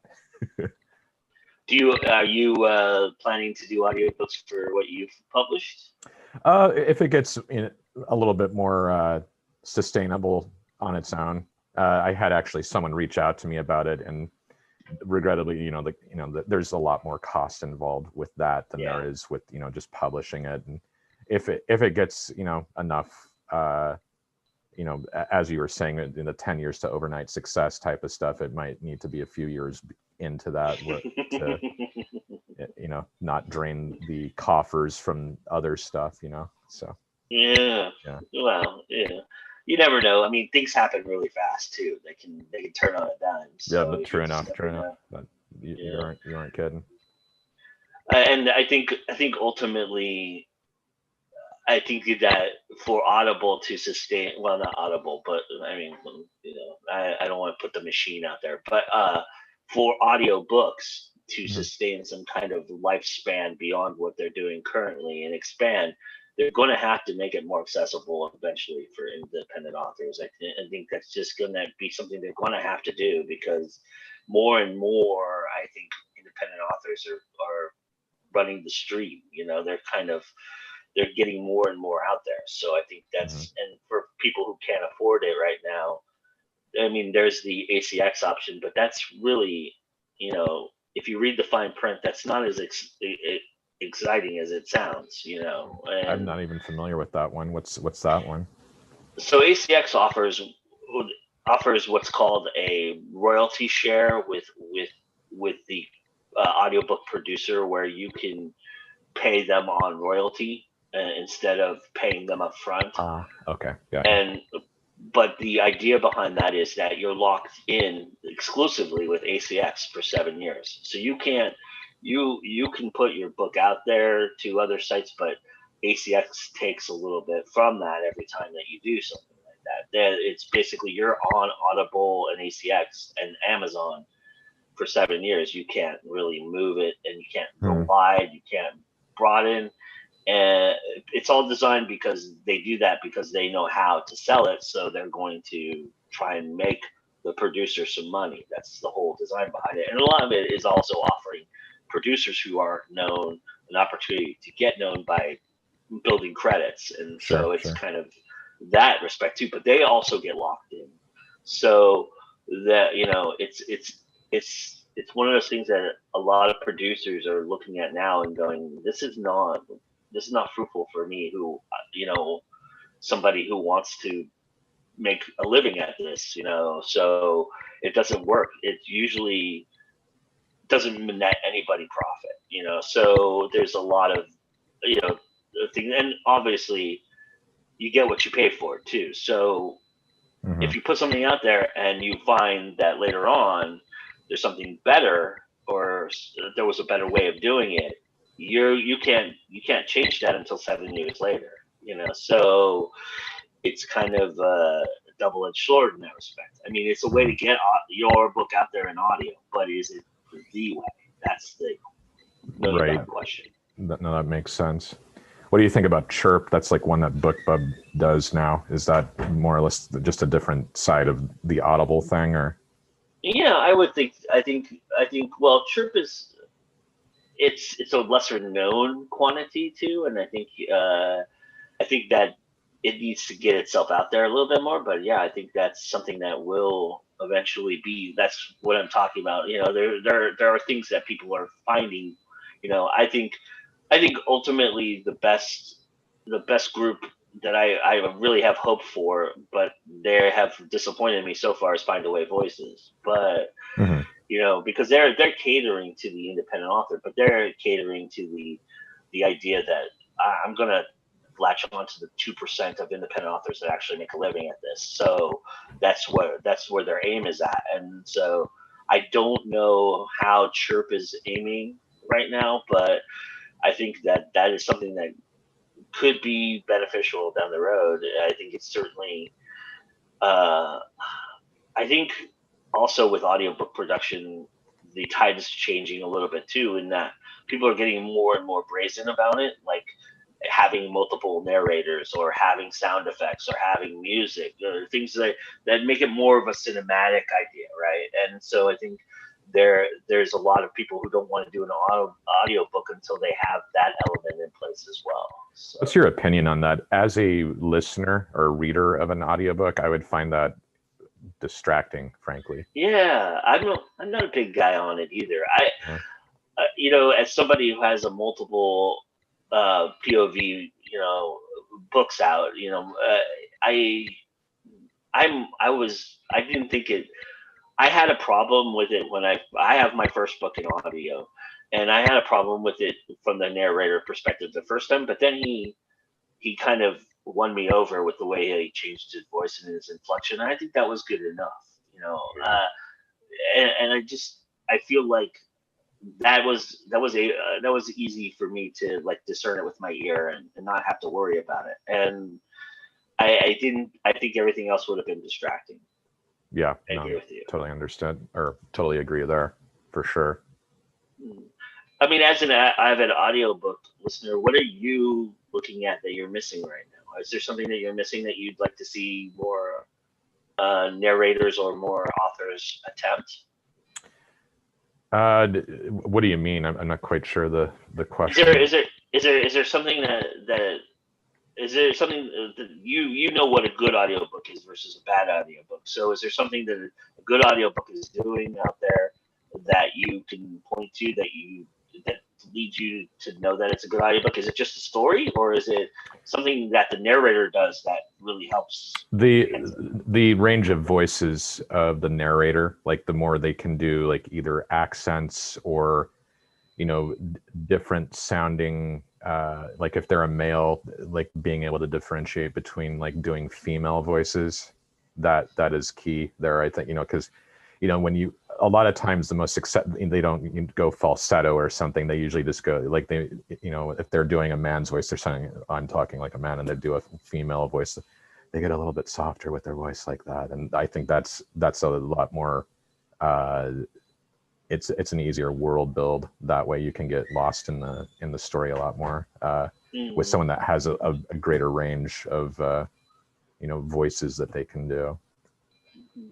That's my big one.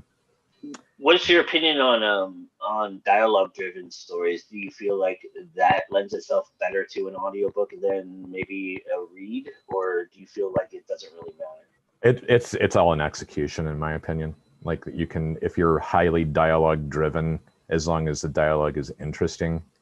But I mean, it's also, you know, you got to do a balance there. It's like putting too much pepper in like whatever you're cooking there. If you have too much of it, then it just gets old after a while. So it's about, you know, you got to keep the equilibrium going with that, I think, to mix a metaphor. So yeah, I haven't heard too many audiobooks that have info dumps in them. So, but I mean, info dump is really taboo anyway, but yeah, especially now. But you know, those older books that are in audio, you know, like a Dune or something like that, where there's a ton of info dumping. Yeah, I would be curious to listen to something like that.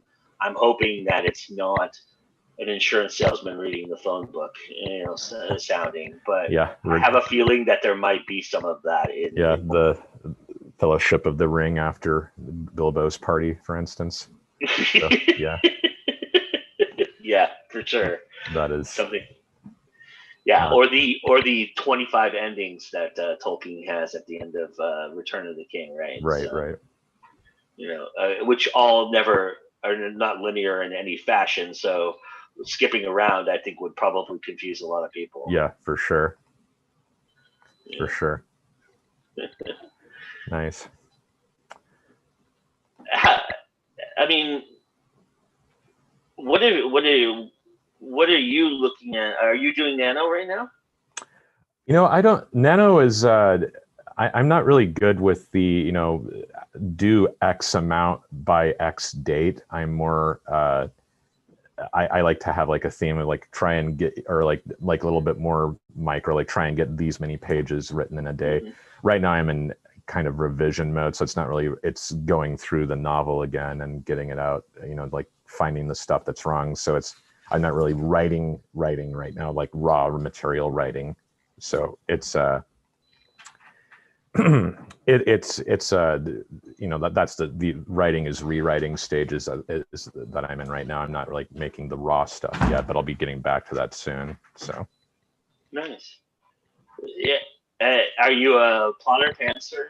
What? I am a plotter. Like, I use this thing called Y-Writer, which is like basically a free well, that's what I use to make the notes on, you know, like, or the outline on, but I'll actually use Word for the actual writing of it. And then the key there is, you know, once you've gotten the plot, if it doesn't work when you're actually writing it down, then that's when you kind of mix in a little bit of pantsing with the plot that you've already done. But pantsing can lead to hundreds of pages of wasted stuff if you don't have at least some kind of framework in mind. And that's my opinion. I'm sure others excel at pantsing just fine. So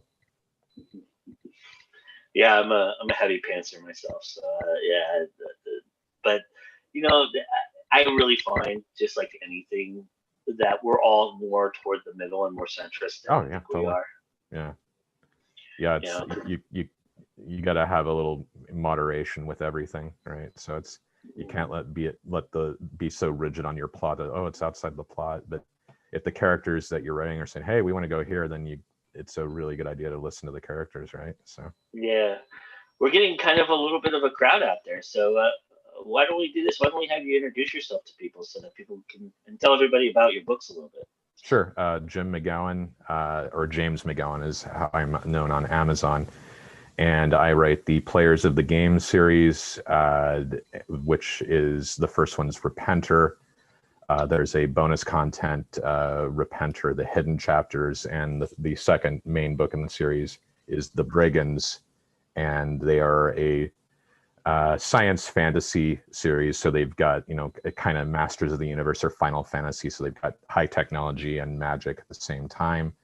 It's the main thrust of the series is there are a group of people who don't know it yet, but they're players in a master manipulator's game that spans across multiple dimensions, and they have they'll have high technology and they'll have magic mixed in with the technology, which magic in my world is is considered a science. So I call it mancy, like, pyromancer or necromancer, that kind of thing.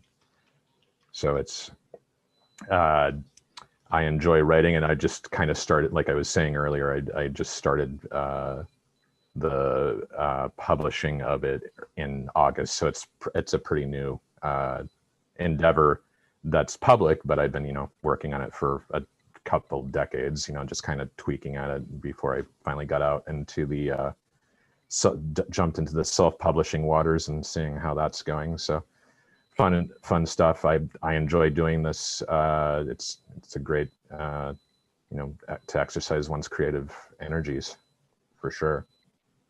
That's awesome. Is this multiple POV, or are you writing from unedited and third? How are you approaching the POV? Third person limited, and the first book primarily focuses on two characters, Aish Stellfire and his lost daughter, whom he meets later, named Avril and Zali.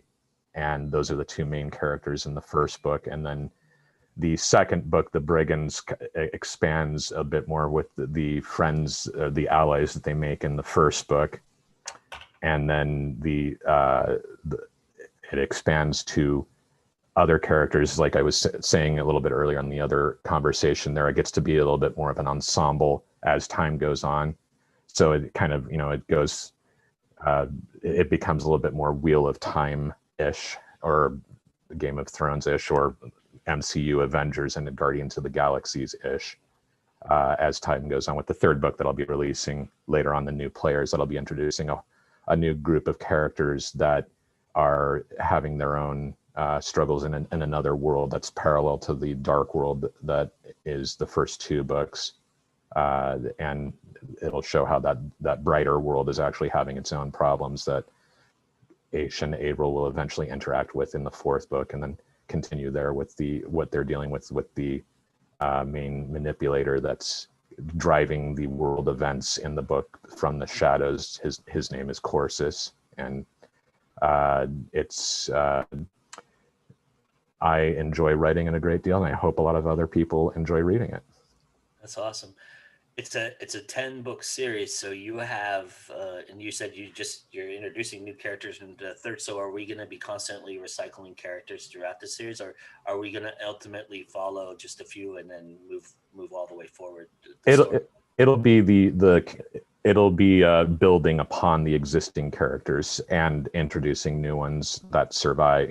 Any people pass away, get killed in the course of the book, as it's a more dark, violent type of fantasy, science fantasy. But if you have to like go one way, sci-fi or fantasy, it definitely dovetail a lot more towards fantasy, just because there's a lot of stuff that can't possibly happen, like weird physical realities that probably can't exist in science. But there's a lot of high tech stuff as well, people flying around and gravity repulsor ships, but there at the same time there'll be someone like riding inside of it that has an axe that has magic fire with it, or able to cast hexes, which is what I call spells in my book.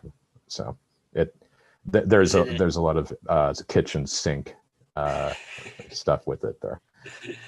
Is it a futuristic world, or is it just an alternate reality kind of thing? It's an alternate reality, so it doesn't take place on Earth at all. So it's all the main two worlds that started off are the dark world is called Safranzan, which is full of demons and sulfurous clouds and burning seas. And the brighter world, Trojas, is a lot more Earth-like, except it has a giant fire pit called the Firewell that surrounds one of the main characters' islands called New Greland. And it also has an issue with a dark empire that's on the east that is ruled by a bunch of dragons and demons in it. So it's got fantasy, dragons, obviously a big fantasy element there. And then it's got the, flying technological ships and whatnot as well. So sounds like a Game of Thrones meets Ready Player One kind of idea. Well, Game of Thrones a little bit in that, there's a whole lot of characters in it. It's a little less nihilistic than Game of Thrones is. And it'd be Ready Player One, perhaps a little bit with the technology, or if you want to go outside of that, like I was saying earlier, a little bit of Final Fantasy or Phantasy Star if you're going toward the video games, where they've got people using swords and people using high tech stuff as well. So, well, the thought of Ready Player One was the idea that they don't know that they're playing a game or that they're in a game. Yeah. So, and just to clarify, it's not like one of those game lit or lit RPGs where it's like they don't have like game elements in the narrative. Just to clarify that, I didn't want to make that confusing for people. It's actually, there's someone out there that's playing a game in their own reality. It's not like is this real or not? It is in fact real, or real for the fiction, really, I should say. Kind of the puppet master pulling the strings. Yeah, exactly. Kind of thing, you got it. So it's kind of, is there deep theology involved in that idea, or is it just kind of just because it just lends itself to the storyline to have a creator or a manipulator in it? It has gods, but it's not like this guy is he got his power through a struggle in millennia in the past, but it's not like like you're like an all-knowing god. It's just a guy that has a lot of resources that he's leveraged in secret. Corsus being the main villain of the series, and he makes use of that and uses it in secret. So a lot of people, like his biggest power is so few people know who he is, and anyone that tries to make that known, he uses a lot of sadistic punishments, like creating wars and whatnot to punish anyone who would attempt to do that, or engaging in some awful, genocidal activities in other realms, which there are other dimensions there. So he's the greatest villain of history that no one knows about in my series. So it sounds kind of Secret Wars-ish. Yeah, a little bit Secret Wars-ish. Yeah. Interesting. Like the old 80s one, or are you talking about the new one that Hickman wrote? Yeah. The original comic series. Yeah.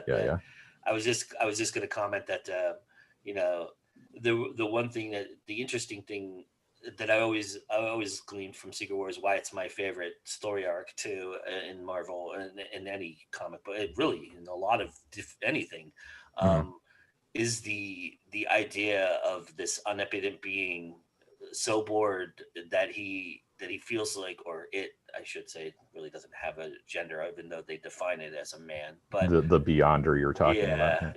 But the idea that he's so bored that he observes humankind and is so fascinated by their decision making and their idealisms, and that he wants to play with it and kind of see how, if he manipulated it this way or that way, how it would work.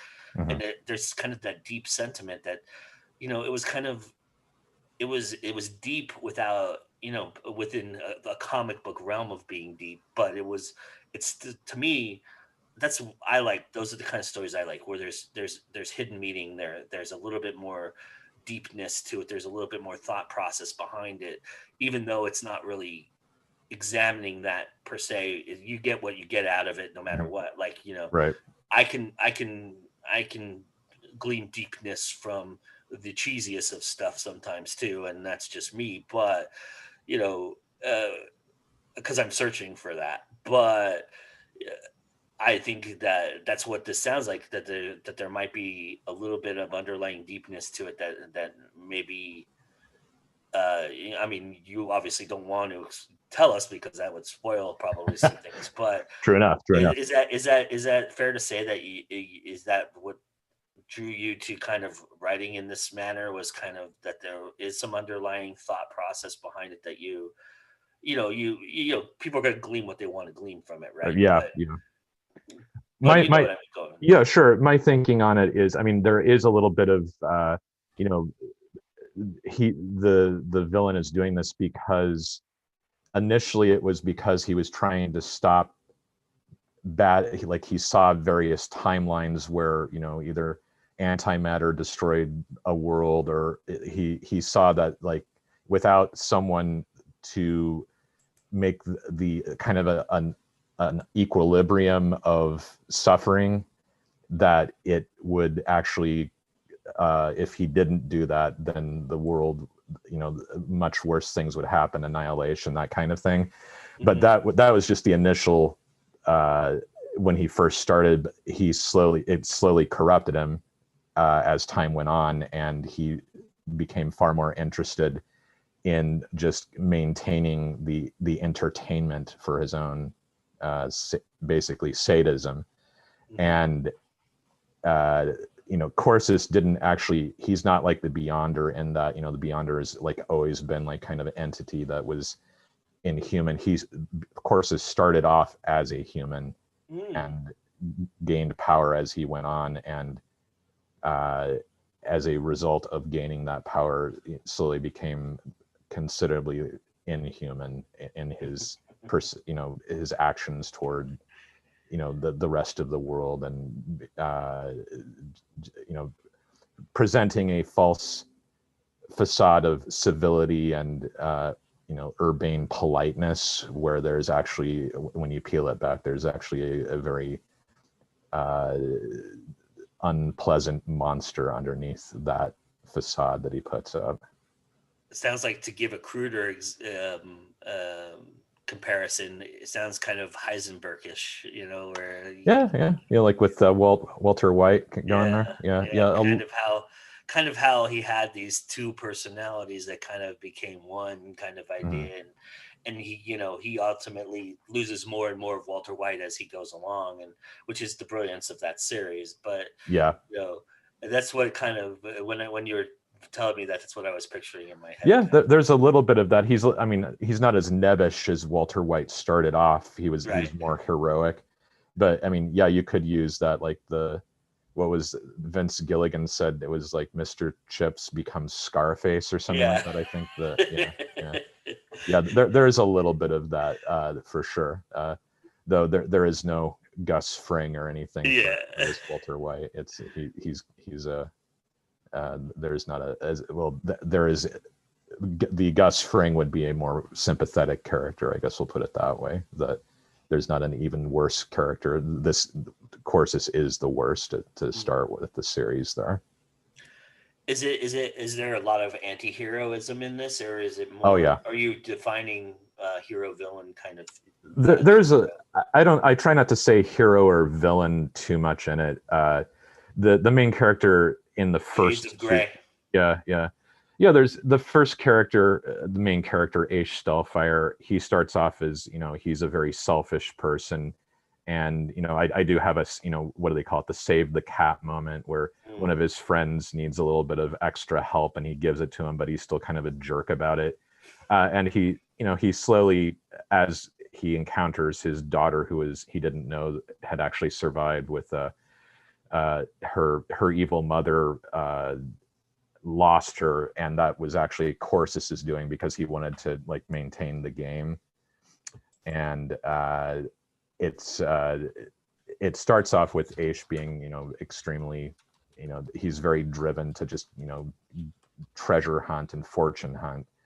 And as the book progresses and he interacts with Averill and has in the course, I don't want to give away the book obviously, but this character, I mean, there's a reason why the book's called Repenter. He's called to step up and be a better person.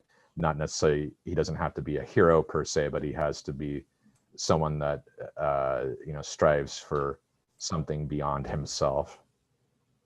I love that. It's so much better playing with layers, isn't it? Though. I mean, totally. It makes it all worth it. Oh, for sure. Yeah, it's just because everyone's on the same side doesn't mean they're going to get along, and that's you have to have some kind of tension even in the scenes where people aren't fighting. There's got to be a source of someone wants something and someone else is stopping them from getting that, even if it's just to have a pleasant day and they're getting in their way with a conversation they don't want to have, that kind of thing. Yeah, totally. So you're in the middle of writing book 3? I am done with book 3, and book 4 is what I am in the middle of final revisions, and then I got to give it over to an editor and give it to some beta readers. So hopefully sometime in 21 that one will be released. So you're pumping out like a machine. So you seem to be following the philosophy of, okay, I'm gonna finish one book, throw it out there. While that is being looked over, I'm gonna start the next book. Is that kind of the fair way of how you're approaching this? Well, partly. The other part is I've stocked up on these first several books. So once I get to the 4th book, the production will likely be a little less quick, regrettably. So I want to get as much content as I can out there at first and then try and ramp up with the rest. But I am predicting that between the 4th and 5th book, there might be a bit more of a weight on that. But I hope the readers will enjoy the content that I'm putting out in this first push with it there. As a, forgive me, and I don't say this with irreverence or anything to that effect, but as a COVID writer, because you're technically one who's published during the time when there's not conferences and things like, there's things like what we're doing now, but right. But are you? It was part of the thought process was to churn out a few books so that you could have more materials to go out with once the ability to go out came available, or was it just like the previous idea that you were just speaking to? It's more of the latter. COVID really didn't play into any like putting stuff out that wasn't part of the strategy. It was just 2020. I mean, I was planning on publishing all of this in 20, early 21, and then I had an initial release, and then I didn't like the covers back in March, so I re-released the books with a better cover in August. And good for you. Yeah, it's COVID is, it's obviously it's affecting everything, but my thinking on it's not really affecting the strategy that I have of just releasing the books when they're ready, and it just the way the dice rolled in life is it happened to be when a global pandemic hit the world, and here we are. So yeah, nobody plans for those kind of things, right? There's no contingency plan for that. Although I think now people are going to start thinking about that. Oh, for sure. That'll be very interesting. That'll be very interesting marketing plan. Well, if we have a global pandemic, or if there's a novel virus out there, then this is how I'm going to approach my marketing this year. But are you looking forward to going out once the opportunity presents itself? Oh yeah, I mean, just on general principle, I mean, going out for conferences, fantastic. But even on a more micro level, I mean, just going out and not having to, going to the bookstore, the comic book store, or the grocery store without having to dash through the order it online and get it picked up, or go really quick and dash through and hand sanitize. I mean, no one wants to deal with this, but I mean, just to as a PSA, for the greater good, mask up when you're outside, use social distancing, wash your hands, all of the stuff that this has been told out there. Everyone, please do that. It's funny because I was watching Joe Rogan Experience late last night because there was a fascinating guest. Whenever he has I'm not a big fan of the pontificating podcast that he does, but when he has a fascinating guest, I get sucked in pretty easily. And he had an ex-CIA agent on, and they were talking about just what you just were talking about the masking controversy and the idea that there's these anti-maskers out there and things of that nature. And to me, it always, I don't know, there's just there's an underlying, I'm trying to be diplomatic in how to present this, but there's just this idea that, listening to experts and doing things for the greater good seems to be a no-brainer, but it's not.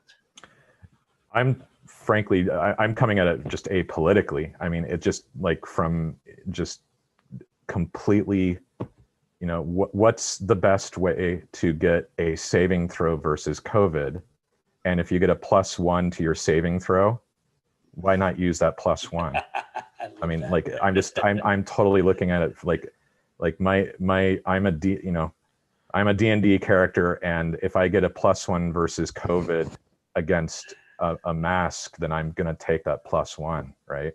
You're right. So. I mean, I've heard, I'm not a D&D guy and I'm not a role player, but I've heard some of the best moves. I do watch some. I've been fascinated. I have this sick fascination with Geek and Sundry doing what's the one that they do, Second Chance, or I can't remember the name of it off the top of my Second Life or something like that. But they do these essentially video shows where people are playing the game, and it's 8 hours of streaming that they play in this game, and I get fascinated by it. And the thing that I gleaned from it is kind of like in a weird analogy, in a weird comparison, it's kind of like being a poker player. It's not the hands that you play, it's the hands that you fold that matter most, Sure.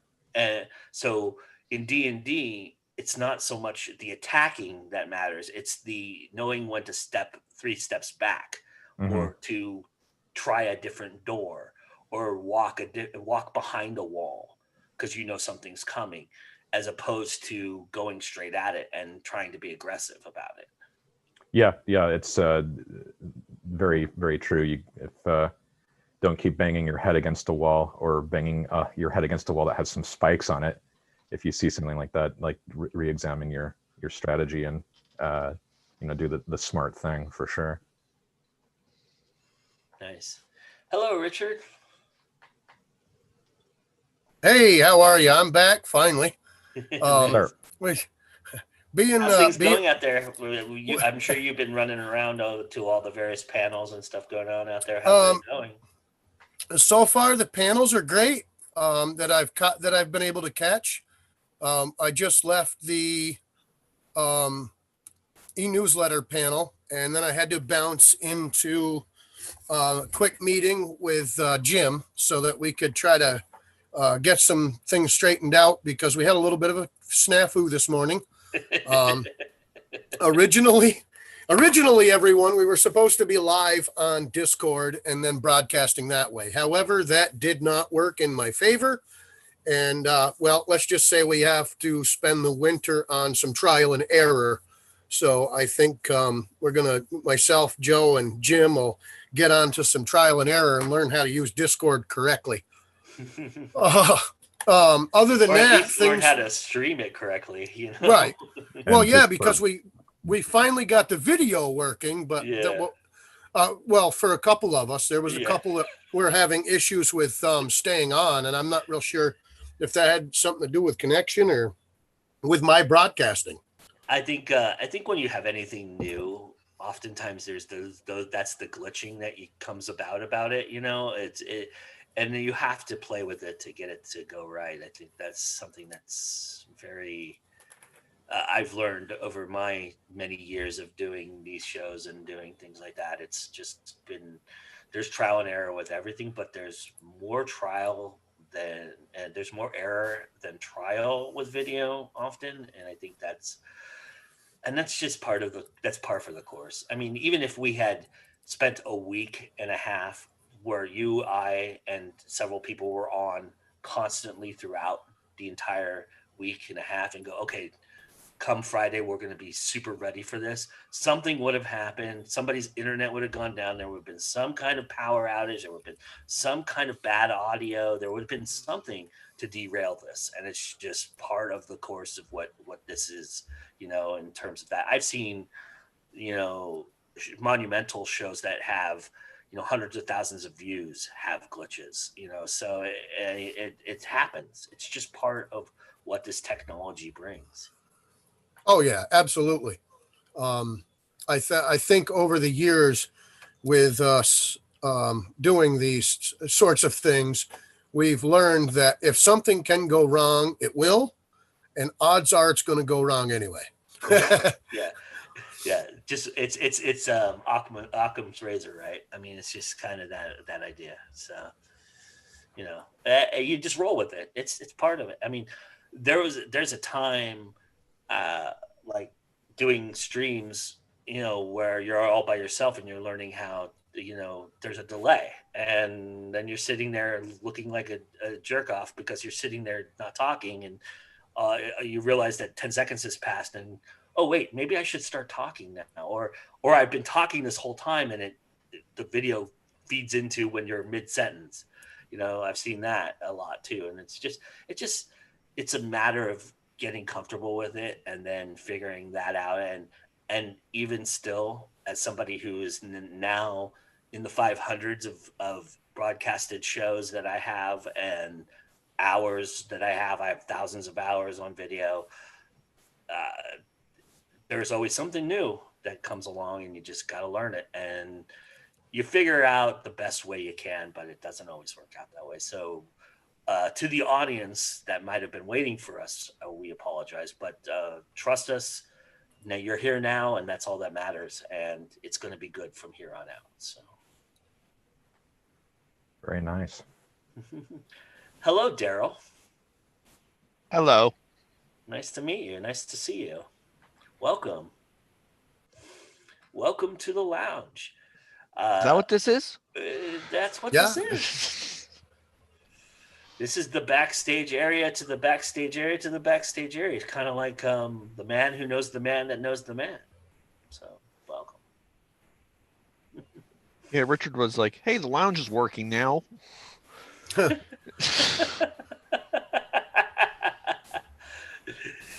Yes, as we were just discussing, yeah. The hour and a half to 2 hours that we spent trying to get it to work now. But yes, that's how it goes, right, Richard? Absolutely. I'm going to bow out for just a few minutes to kind of get a refresher here, and I'm going to hand the con over to Mr. White and Nice talking to you, Jim. I'll be right back. So I'll be right back. But Mr. White, have at it, sir. Yeah, All righty. I actually got to ring off too, so I'll be on later on here. But nice meeting everyone. Thanks so much. Yeah, no problem. Nice meeting you. Thank you for coming on. Yep. Now there are two. I think. Oh, by the way, Joe, before you do run off, I think you might have to make me a host again. Yeah, let me do that real quick. It does say I'm a co-host, but I'm not quite sure how it will go if you log out on me being a co-host or not. But I was quite surprised it stayed live. I was like, oh, thank God. I think you are now the host, Mr. White. So have at it. All right. Daryl, how are you? I'm okay. Still waking up a little. That's about how I have been going kind of nonstop for quite some time. I don't know if I'm awake or half sleeping. That's just this year, man. This is 2020. We're just in a limbo state permanently. Exactly. So now, if anybody is out there watching or not watching or needs to watch, I was able to just embed our live LitCon Lounge video on the homepage of litcon.org. So anybody is looking to find the stream quickly, you guys can share it all out there, litcon.org. And we are right on the homepage so that they can come on in and check us out and visit and chit chat. So it looks like we got quite a few people out there in the viewership land. Welcome, Spilling Ink. Thanks for popping in and saying hi, as well as Alex. And I'm a rebel. I'm going to smoke on TV. Well, if I don't blow myself up. So anyways, we have had a little bit of a snafu this morning, so I'm trying to relax and bring myself back down. But we are live and there's nothing to be worried about at this point. We just have to kind of roll with the punches sometimes. But just so that everybody can learn a little bit about you, Daryl, let's fill me in on when you started writing and what you got out there for books, what genre you write in. I can do that. I started writing after giving up on it. Short answer. I had written a lot when I was younger and put it aside because I felt I wasn't getting anywhere and was getting criticism and just wasn't for me. I guess I had dreamed of doing something that I wasn't any good at. That's how I translated it all. And then my grandfather, who was one of my biggest supporters, died following a bout with Alzheimer's. And he had always talked about, if you're not learning, you're not living. I'm like, okay, well, I guess I'm revisiting the dream then. And a few months later, I finished the first draft of my first book and basically went from there. And that was back in 2012. So the first book, though, that I actually published was just a few years ago. And it was this book called The Tannis Project. It's about a 200-year-old vampire, and he does a weekly blog about whatever he feels like talking about that day. So sometimes he talks about what types of books he reads. Sometimes he talks about his own life and encounters with other vampires and stuff. It was because of when it was written, it ended in November of 2016, the blog itself. But it covered a lot of weird ground with him, and it was kind of interesting just being in a character's head for that long, as if I was actually writing a blog. After that, I moved into a fantasy series, which I'm still working on, that is kind of related to the D&D discussion earlier. That's basically where I conceived the character initially and then just completely changed everything.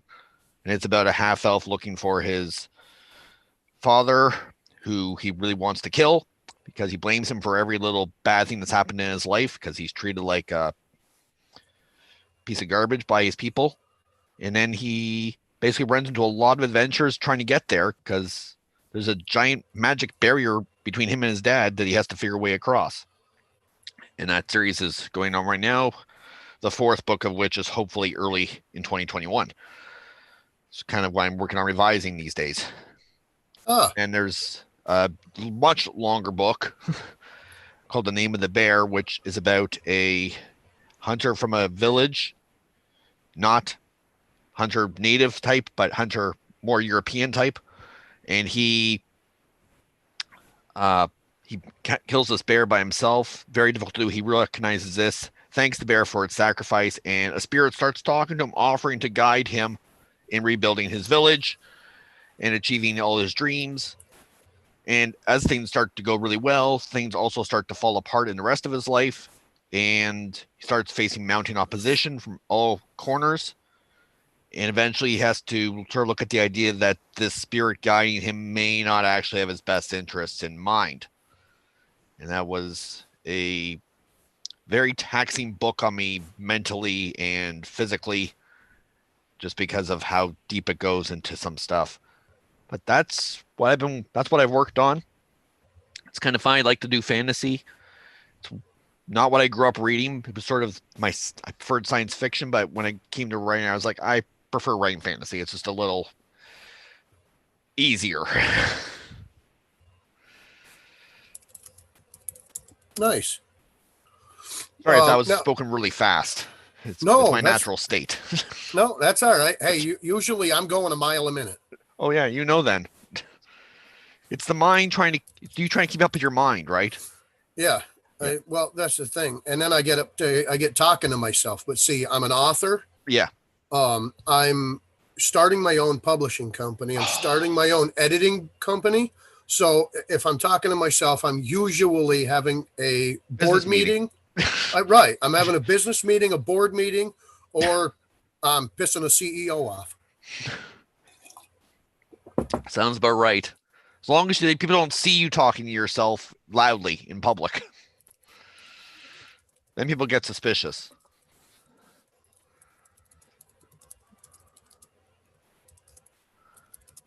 Yes.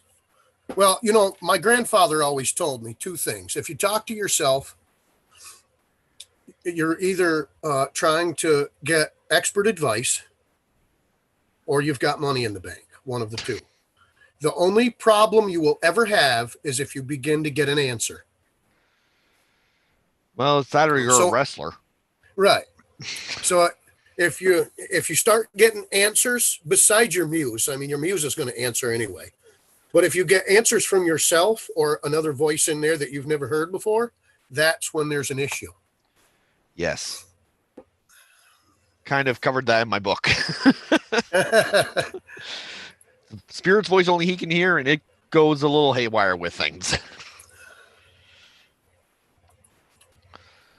So what brought you to join LitCon? This year, LitCon is brand new. It was actually something that we built because we were part of a couple of different conventions. Most of the staff that is behind the scenes that everybody hasn't quite met yet, which you'll see pop in throughout the weekend, I'm sure. But most of the staff have been part of a couple of other conventions in the past, and those are no longer up and running. So we decided to design a brand new one. We were hoping some things would go a little smoother, but we are in the building phase. But what I have noticed this year, with past years, most of the authors that joined in on both SciCon and on Brain to Book SciCon they'd all been there before. They were all, seasoned authors. They were authors that have been around for a while, and very few newbies. This year, and I am so grateful and so excited I'm really hoping some of these new authors will jump on the LitCon Lounge so that I can meet as many as possible. Mm-hmm. But almost every single one of them, I got to go. I'm like 95% of the authors are published 2019, 2020. So they're all brand new. And it's like, yeah, fresh blood. I'm a vet. I've been around 10 years. Well, now you're gonna make me feel old. I just realized I'm coming up on 5 years now. Well, Very shortly. Trust me, I'm only about 5 years where I've actually really been in. The first 5 years of me being a self-published author, I had no idea what I was doing. I don't think any of us, that become a self-published author and independent author really do know what you're doing when they start out. I'm in a lot of writers groups, and I love, helping others out. And if you go on my blog, there's places, there's a couple of links there that teach people how to publish, teach people how to build a blog. I'm actually giving a webinar this weekend, workshop in author website building, so that people can create you're the one their running own. that. Okay. Yes. Yep. That's me.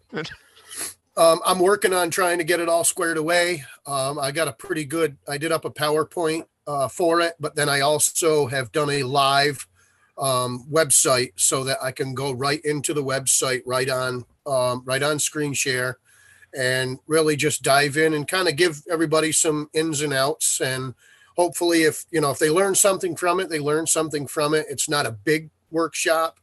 It's just to cover the basics. And then of course, if they want to work with me and have me teach them how to do it, I actually offer a course on that. It's a 2 to 3 week long course that I offer over in the wintertime to literally go through and teach an author how to get a host, how to set that host up with their link and DNS servers. And then I also go through and teach them how to install the WordPress site, how to install the theme. Everybody always asks, how did you get your website to look like that? Trust me, it's been 10 years of learning. But here we are, and I'm looking forward to that. I'm really looking forward to it. Having people come in and visit with me and hopefully learn something. I mean, I may learn something that I don't know about, the websites, even though, I have been building them for a number of years. But it's like, I'm so excited to have so many new authors this year that I'm quite surprised.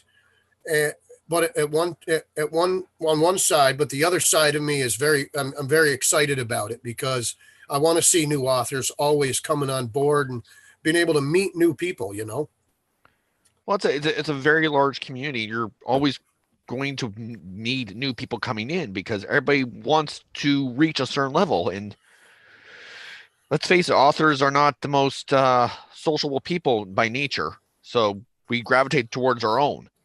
Absolutely. So, because we want to learn. And so we learn from people who have been there.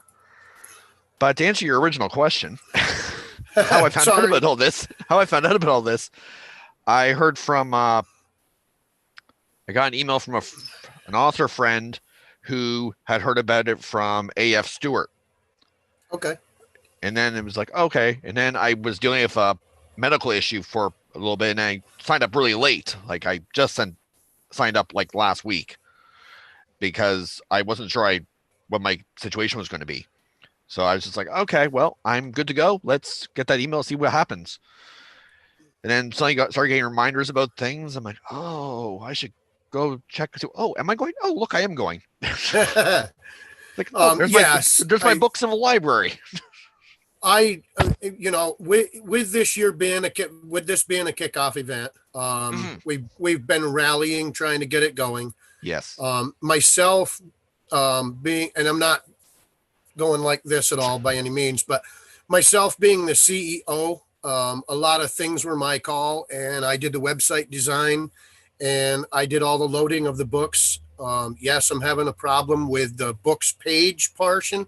That's why I loaded all your author links so that everybody can go to each author individually, because for some reason I've got 4 pages of books and 2.5 pages are the same book. I don't know why.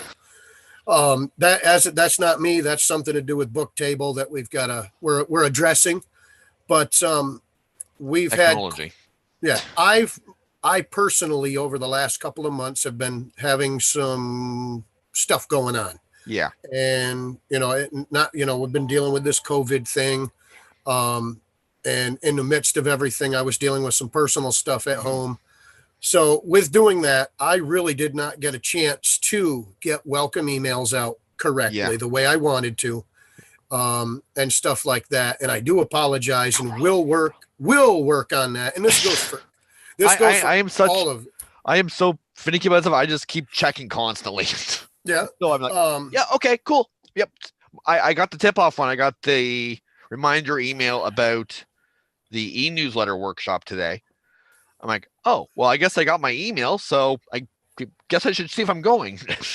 That was sort of my clue that my email had gone through to somebody somewhere. But this is for everybody. If you Oh, yeah. signed up, this weekend is completely free, Yep.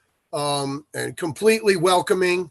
So if you have not gotten an email yet, and we're going to put these, these videos are up on our social medias and stuff being shared abroad, so that people will hopefully check these videos out as the weekend progresses. But every single person is, welcome to just pop into something you signed up for. Oh, yeah. I am working on right now today. I'm working with Mr. Nettles. He's teaching the business essentials and the business marketing things. So we're working on getting all those guys emailed. So I was a little bit behind, but it happens. We are working on things.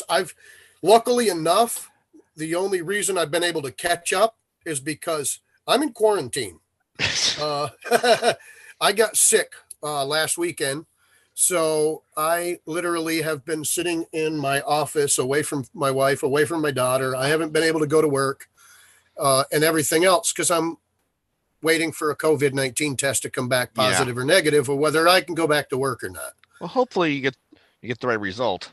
I'm hoping so. I don't feel terrible. I mean, am I sick?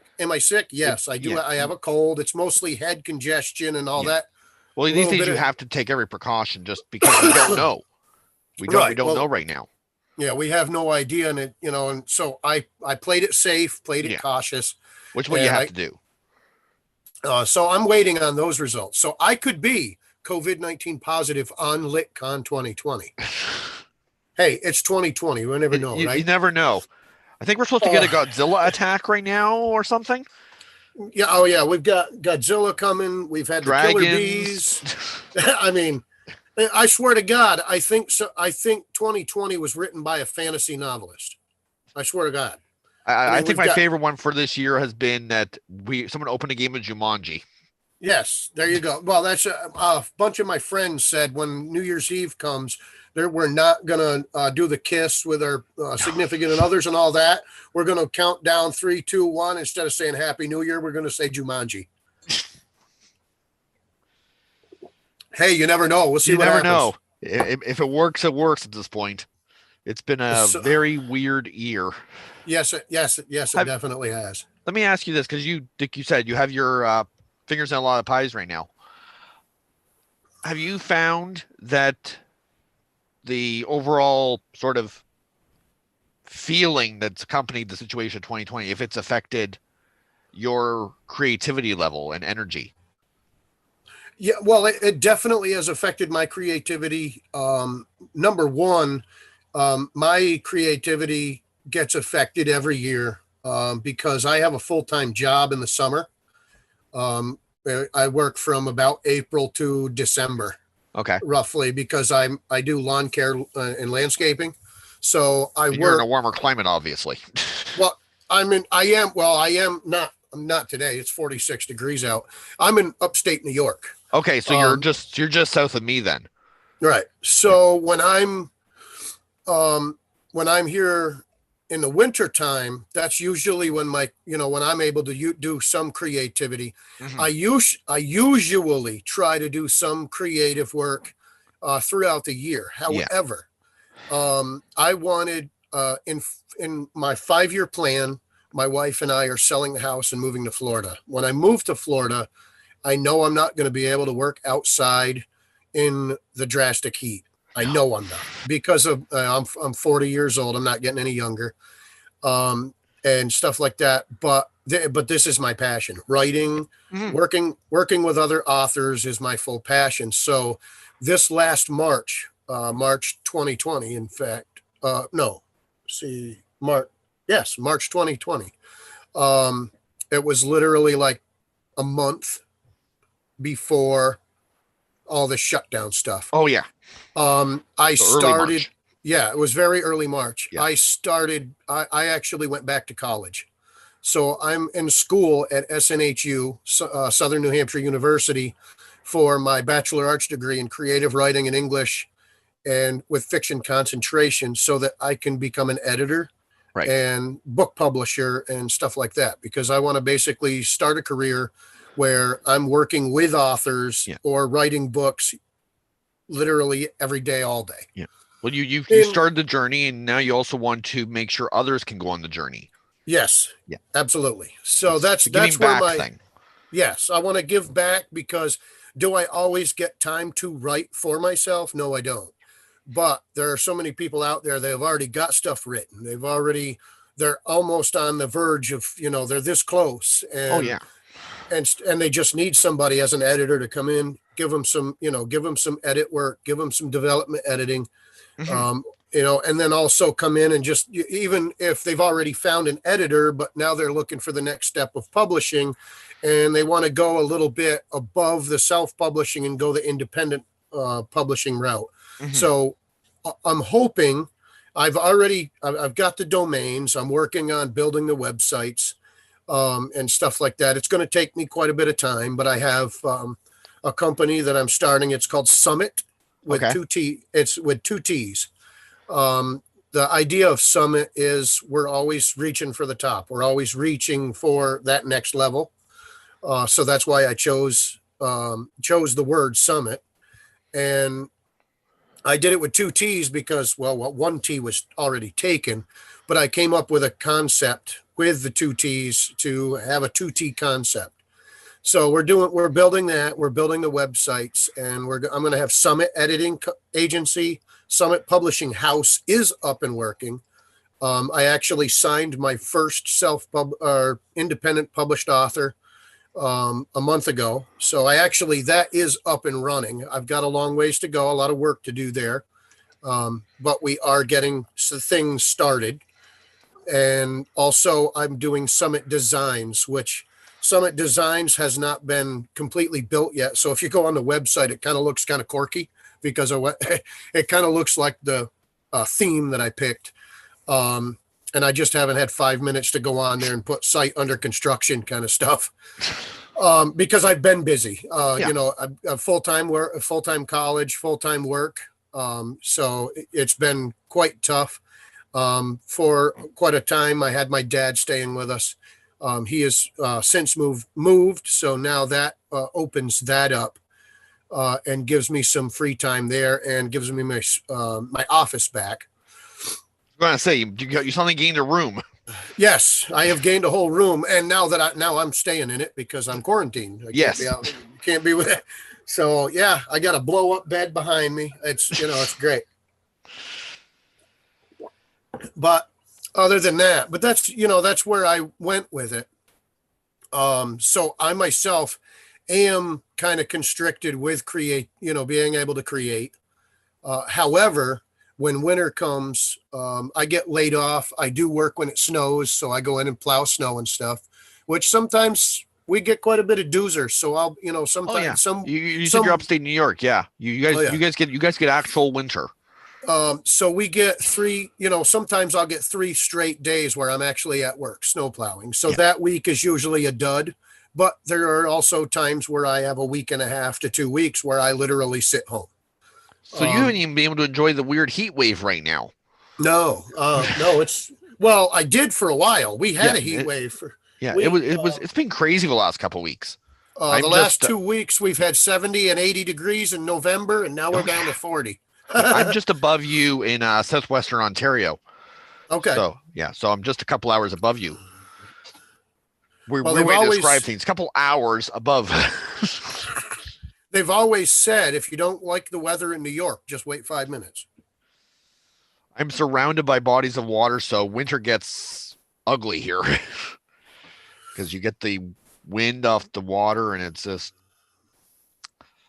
very weird, the warm temperatures right now. We had snow for Halloween, and then it was back to normal. almost spring-like conditions. But just finished sharing.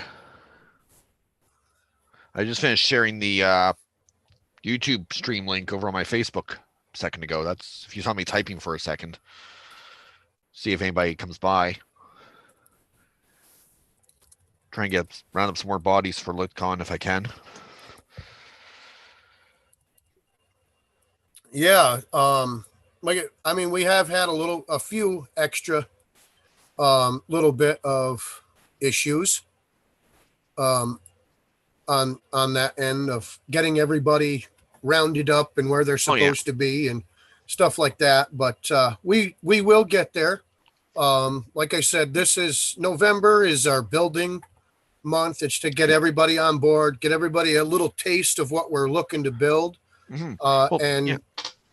March, everybody get onto the website litcon.org. There is already a form for signing up for 2021. Awesome. The dates are March 5th, 6th, and 7th, and we're basically right after Thanksgiving going to start planning. We're going to start testing new stuff. We're going to add more things. We won't be just doing panels. We will bring back cover wars, and doing some, so everybody can vote for their favorite cover, and stuff like that. We'll be doing some book wrap up giveaway stuff. So certain people that all come into a certain genre, like a fantasy book giveaway, either do ebooks or, signed books or something, get all that stuff together. But if we do like the signed book giveaways, that's something we have to get together prior to, so that one person on staff has all four or five books in hand at their house autographed. Yeah. And then, as soon as the winner is chosen or whatnot, we can get that sent out to them. Well, yeah. I So imagine there's a cyber lot of conventions are trickier. They are. Cyber conventions are tricky. There's a little more coordination involved. Yes. Because you're not physically all able to sort of interact. Right. And the hardest part is time zones. I mean, we've got a couple of people that are on staff that are in Berlin, Germany, in the United Kingdom. So they're sleeping now. Oh, yeah. Oh, guaranteed. My cover artist is in Germany, so I'm well aware of that. It's definitely a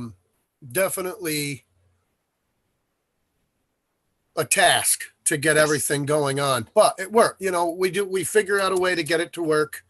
We try to coordinate everything as best we can, but it is a task. It's a lot of hard work, but I love doing it. I love helping other authors. And the reason I love helping other authors is because when I first came on to the SciCon scene, back in the day, I didn't know a thing. I really didn't, but I met so many great people, became friends with them. I collaborate with them. I work with them all the time. There's times that, at a last ditch effort, Joe's back. There's times that I get a message from Joe. Hey, a last minute thing. I had somebody bounce out. Can you hop into a show for me? Absolutely. So everybody tries to help each other out the best we can. And I have had that experience ever since I started SciCon and started going, to other SciCons. So when they all kind of, withered away or ceased operation, I said, we can't let this die. We have to create something new, something brand new, and move it forward, and be able to help other authors out as well, because I've gotten those relationships. I have people I can hit up a editor, I can hit up a publisher, I can hit up somebody that does design, somebody that's an expert in newsletters, somebody that's an expert in video, somebody that's, podcast expert. I've got every which way I can go. I can turn to these people and ask them a question, and I'm going to get help. So that's really what we're all about.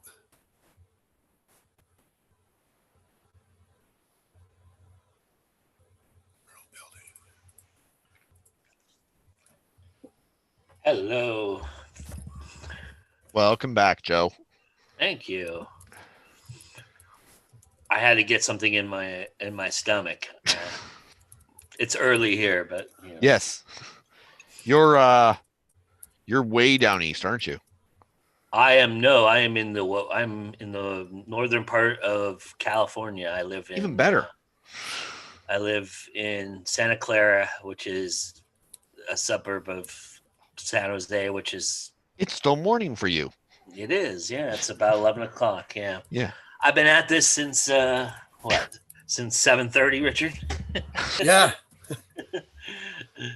But I love it. So I'm very honored to be here and humbled to be doing it. So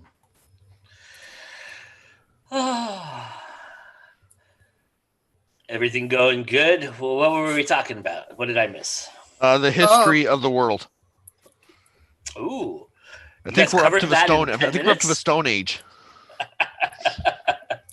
We were just talking about basic, where SciCon came about, how we, how we began this, and also talking about so many young and new authors that joined in this year. Like I was telling Daryl, I'm so looking forward to having some of the other authors pop in here on LitCon Lounge throughout the weekend. I know today is usually tough because it is a Friday, so a lot of people are still working.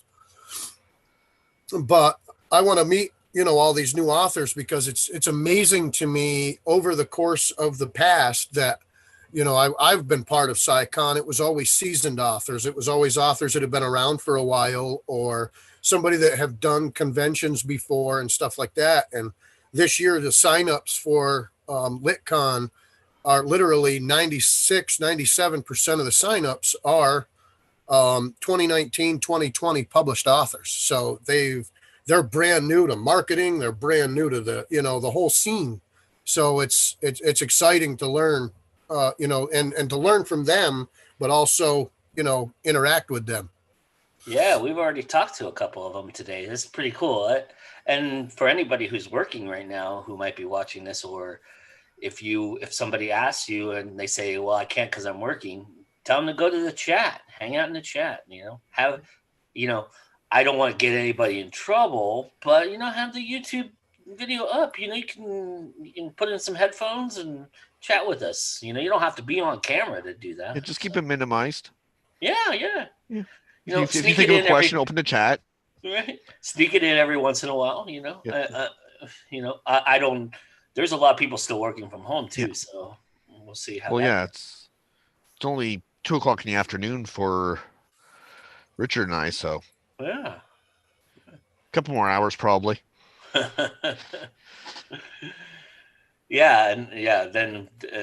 we'll have the nice little rush hour. We'll have everybody on screen eating a burrito for dinner. I've got a really good question for all of you, and this is for everyone out there. So really, even our viewers that are watching, my question is: we've got two brand new social medias. They've been around for a little while, starting to get things figured out, but now they're kind of going a little bit mainstream. What does everybody think about this Parler and MeWe?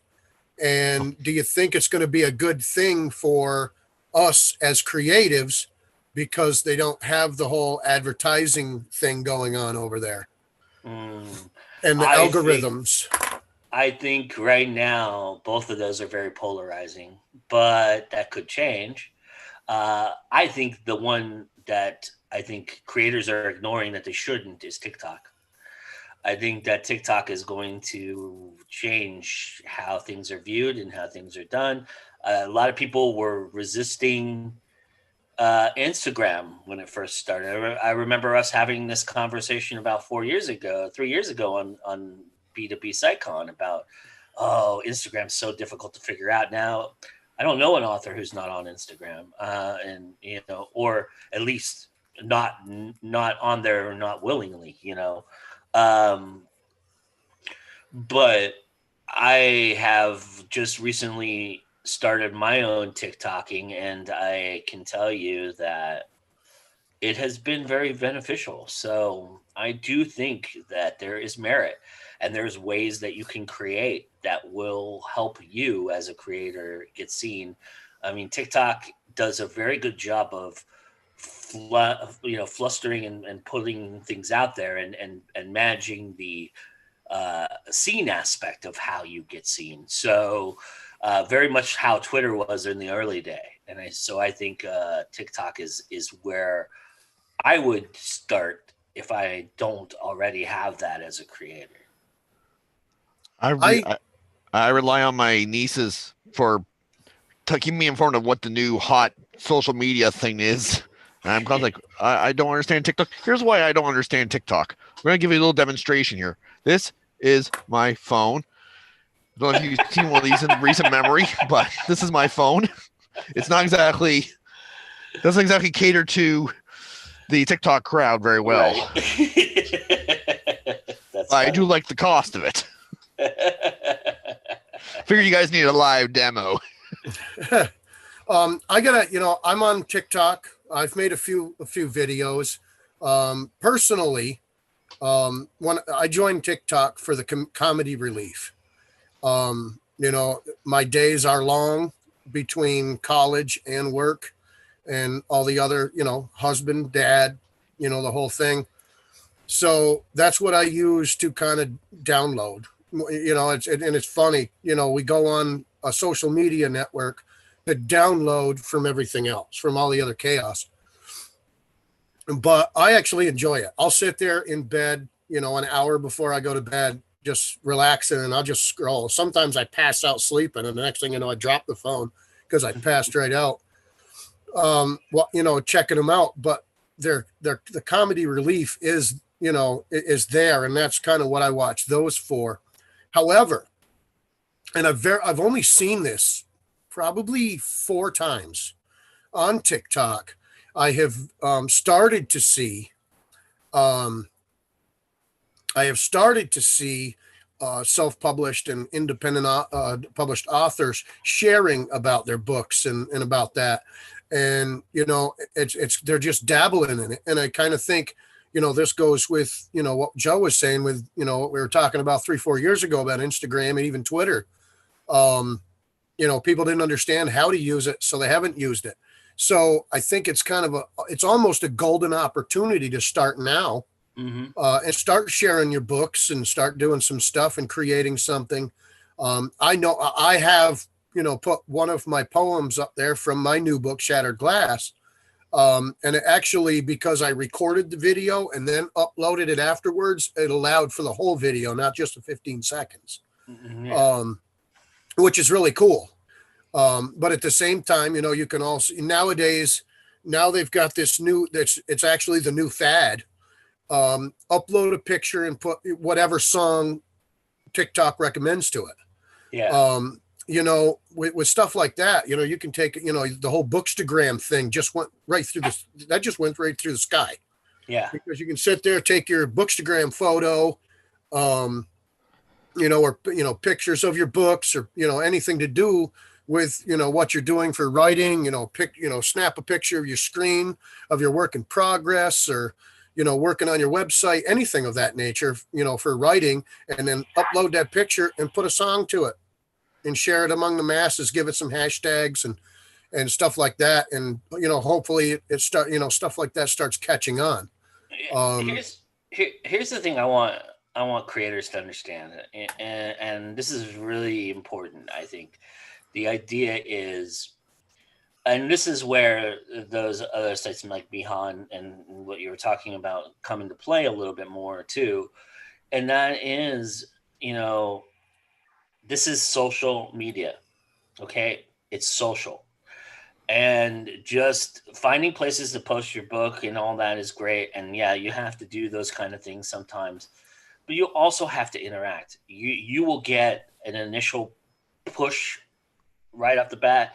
And then it's like being a crack addict, right? You take the first hit and you're like, oh, this is really fucking good. I got higher than I've ever been high in my life. But then the second and third time becomes chasing that first high. And that's essentially what you're doing. If you're just posting your books, you may get that first hit, but you'll never get that second or third or fourth hit the way you got that first hit, because people get tired of it, or the same people see it and they've already seen it. So to change it up and to be inventive and be creative, that's when people engage with you. That's when people understand what you're doing and how you're doing it. And then they will ask you about what you're doing and how you're doing it. And that creates the buzz that you need. And that is how you sustain that. And I think that's something that a lot of people have a hard time with. And I get it. There's a lot of authors out there, introverted, not as savvy, like Daryl was just showing us his phone, not as savvy with the technology, not as willing, whatever the case may be. But there are still ways to get involved in that and do that. But you have to be, if you want to go this route and you think that it's fortuitous for you to do so, you have to engage it the way that it's meant to be engaged. Oh, absolutely.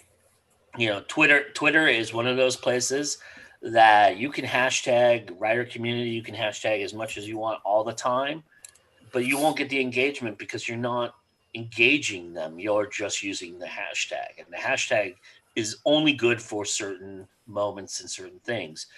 It's not the way to engage. And that is where the difference becomes paramount. Engagement is one of the things that is I regularly look at when I look at my own analytics, is how my engagement is going. And that is more important to me than how many people view it, because views are arbitrary.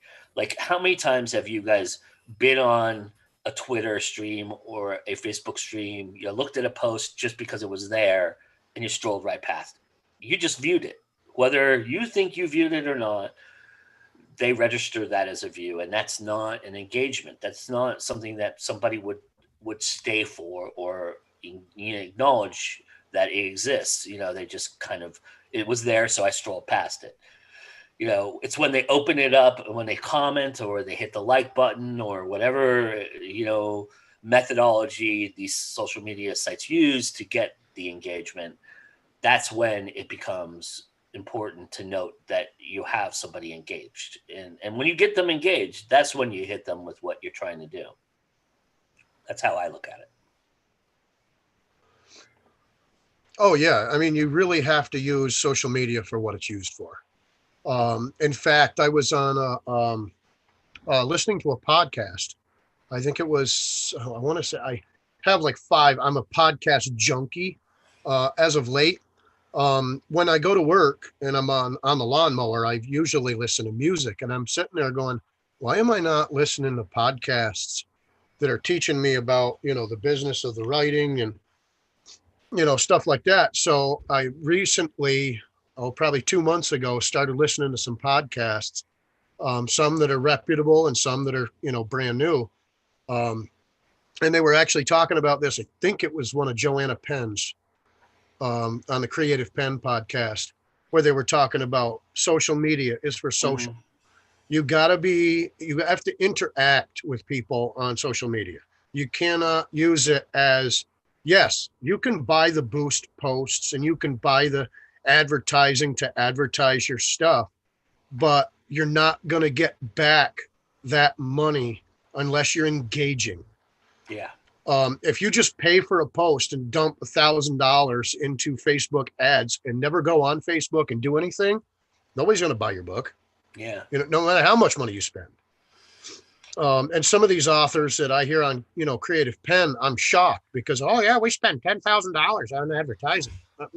Holy are you kidding? I can't afford 20. But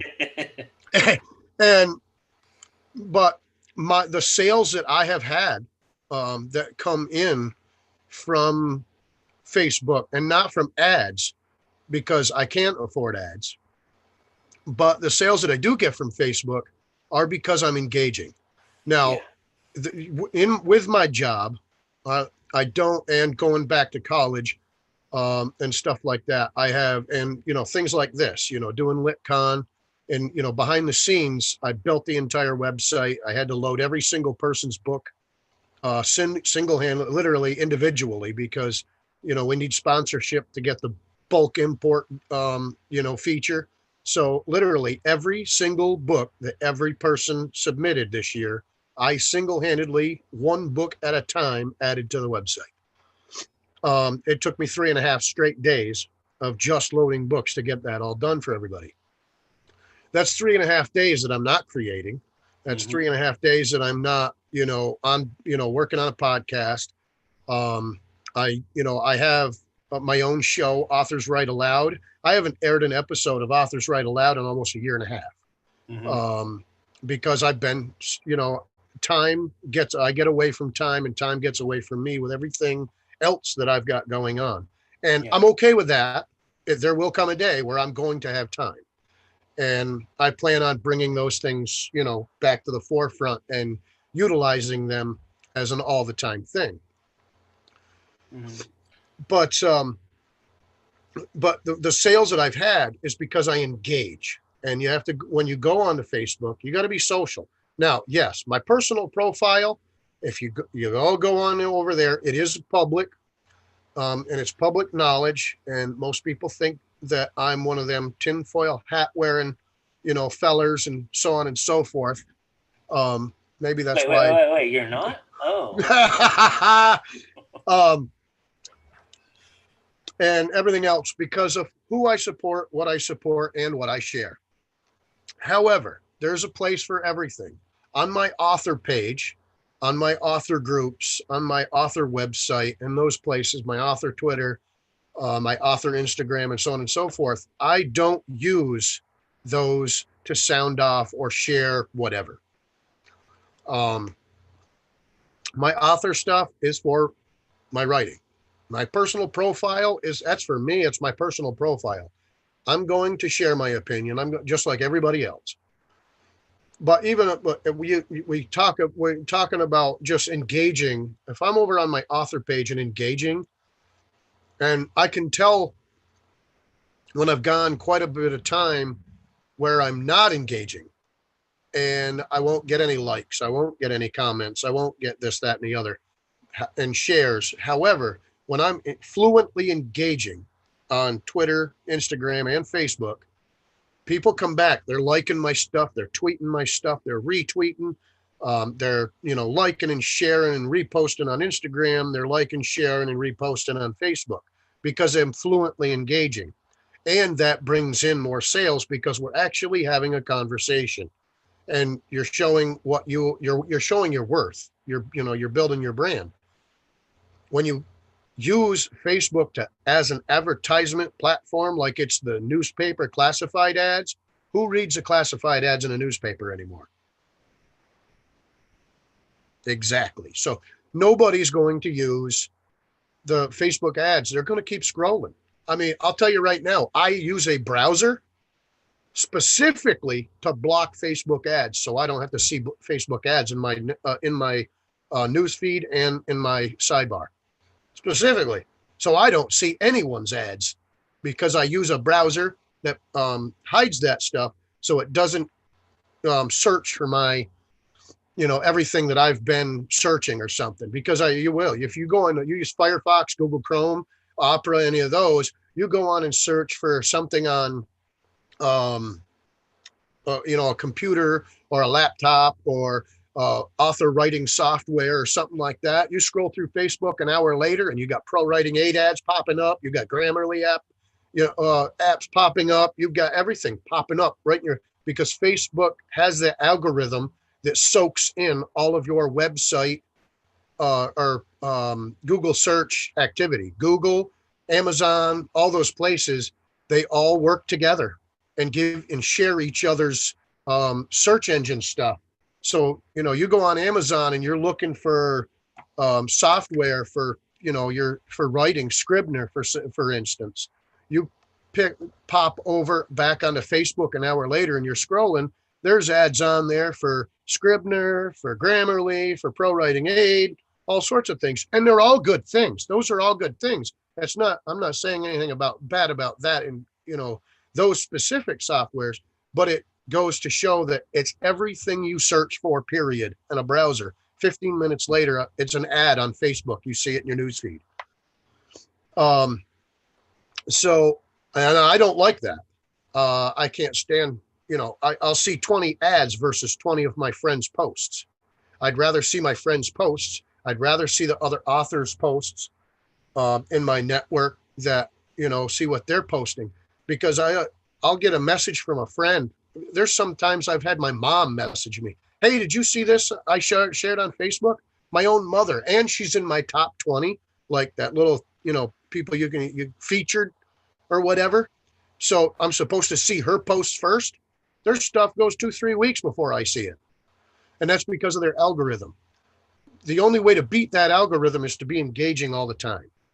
If you engage all the time and you're working with your audience all the time, that is when you're going to make sales, not just paying for the advertisement.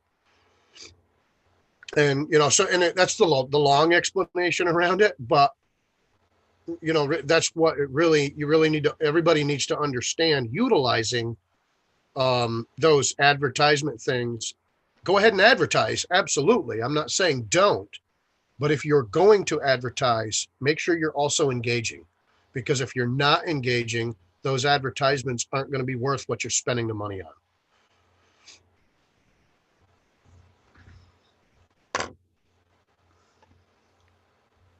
Looks like Joe popped out. He said he had to take a break for a minute.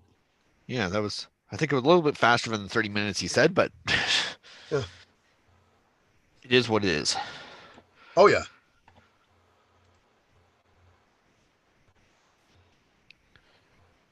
As you were saying about the ads, it's all great to use ads, but you need to give people a reason to hang around after they click. Right. Yeah, so you want to give them a reason to hang around. They're not going to hang around just because they see one book. Right. Well, and I'm going to bounce on over there to Heidi Angel, one of our staff members. She did an excellent job at the e-newsletter thing this morning. And on the e-newsletter thing, having that email list is key. A lot of people say, "Oh, well, email list, that's 1995, that's Windows 98." But at the same time, everybody that I know that talks about it, we're talking, Joanna Penn, Joel Friedman, the people that are making a living at this job. Yeah. Or, at this entrepreneurship of being an author and a writer and, and selling your brand and stuff. They're still talking to this day. Episode 500 something of Joanna Penn is build your email list. And having that newsletter list, because that's where that is your fan club. That is the people, if they're logging in and they're reading your newsletter and they're talking to you and they're commenting on the things you're emailing them, and quite frankly, I don't use mine. I should, and I need to, make time for that. Yeah. I actually was, I'm coming up with a 100-day plan for this winter. When I'm off this winter, I'm going to take blocks of time in between school, because when like you said, over the winter, I'm laid off, so I have more time at home. So I'm going to take certain blocks of certain days of the week and just write podcasts and blog posts. So I'm not going to post them. I'm just going to pre-write everything and have 100 days of stuff to post. Now it's not where I'm going to do it where I'm going to post daily. I'm going to do that weekly. Like I used to. My original blog, when I first started blogging, was once a week I would post, and I enjoy doing that. And the newsletter stuff once a month. That's what I always did, was once a month a newsletter, every week a blog post. So my goal is to have 100 days of newsletter content and 100 days or 100 blog posts. That gives me almost 2 years of straight content that I can just once a week schedule a post. Once a week, schedule a post. I got enough content and stuff together to do my newsletter. I can spend one night and just go in hour or two build my newsletter, get my stuff, put together, drop my book links in, drop my other stuff in there, send it off to my mailing list. I have not utilized that method for 7 or 8 years because I haven't had enough time to do so. And when I did have time, I didn't take that time to use it wisely. Because the thing of it is a lot of people still say today that e-newsletter list and that the email list, that's where your base sales are going to come from. The more you share, the more you're talking to your fans, the more you're going to build your list and you're going to sell more.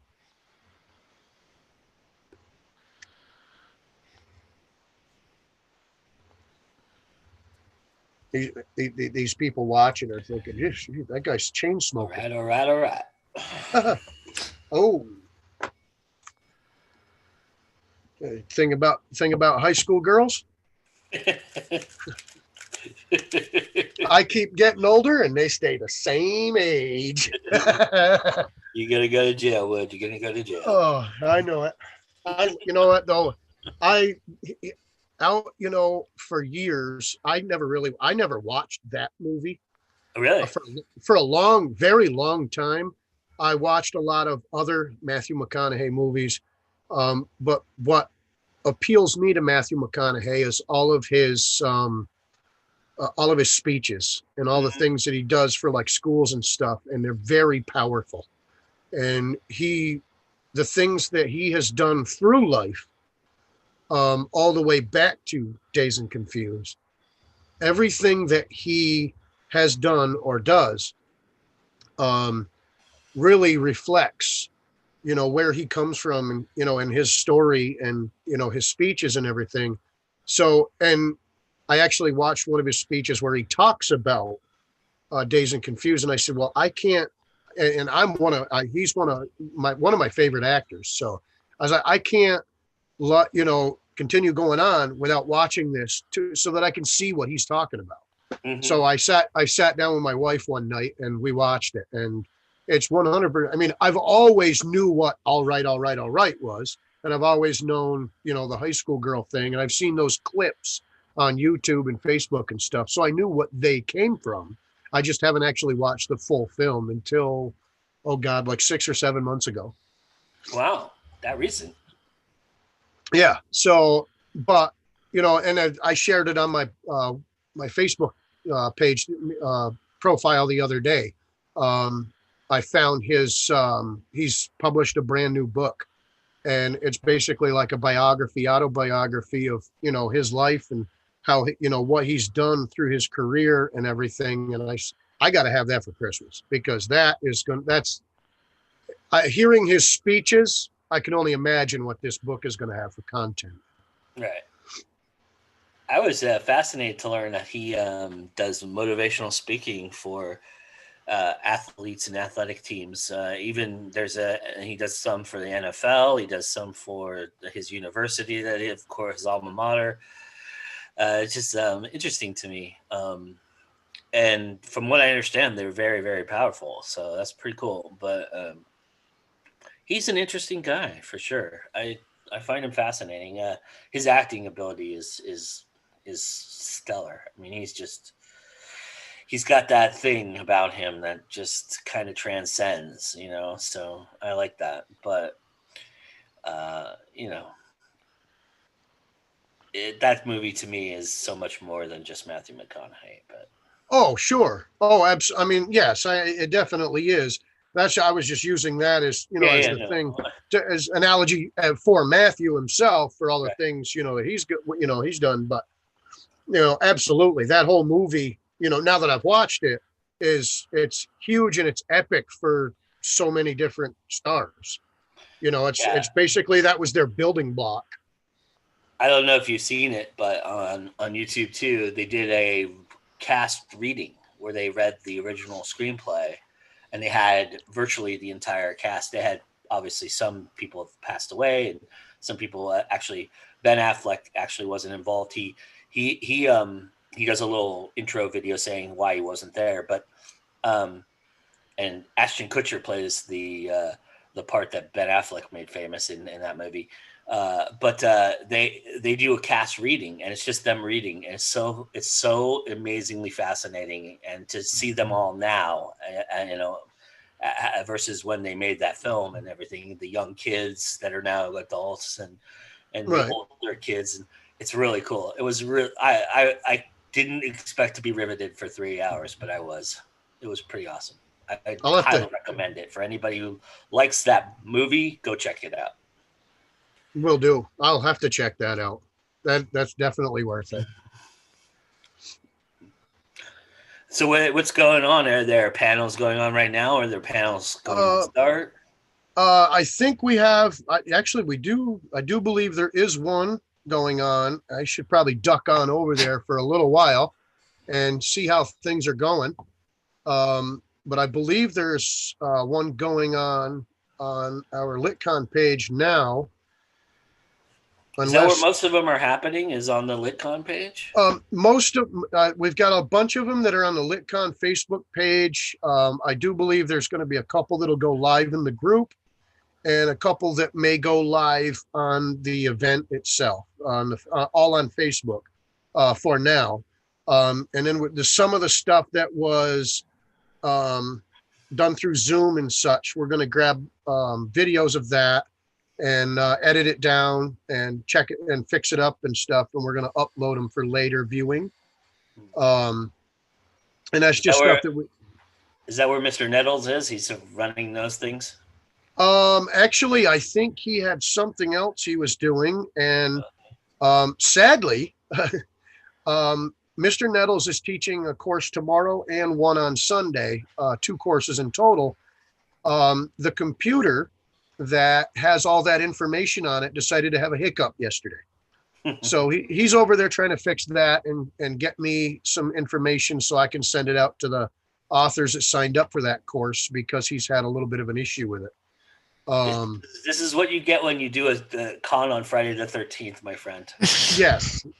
I did not think that through. That was I guess I should have went with a Saturday, Sunday.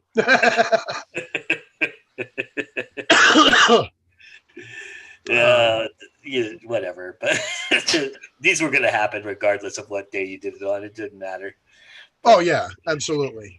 But I do know, I don't. It might be today. Today is the 2:00 one that may have gotten dropped off.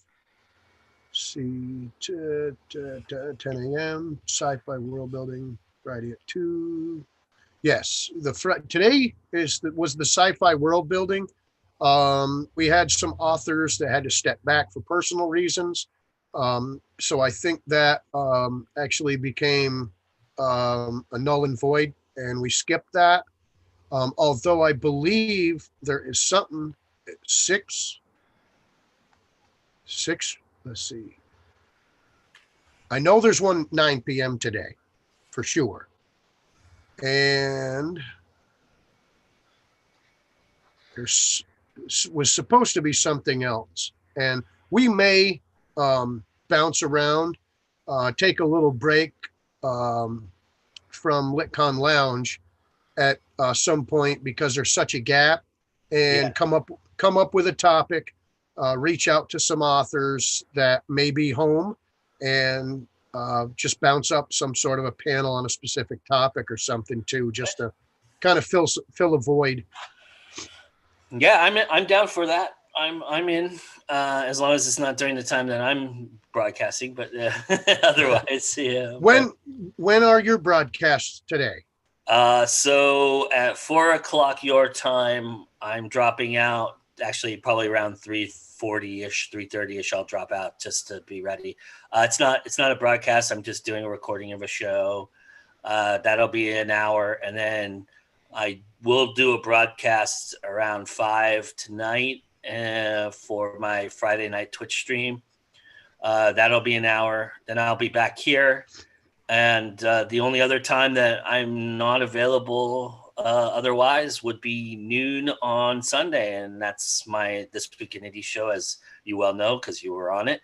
That broadcasts live from noon to 1, and then after that and before that, I'll be around. So I plan my, like I told you off air, I planned my entire weekend around this. So I'm here as much as I can be. I mean, obviously I've got things going on and I'm ducking in and out right now, but that's a Friday for you, for me. But, you know, Saturday, Sunday, I'll be much more available and much more into, you know, staying on for longer periods of time. It just happens that I had a lot going on today, but I mean, we all do. So, And we'll take a little break from this anyway.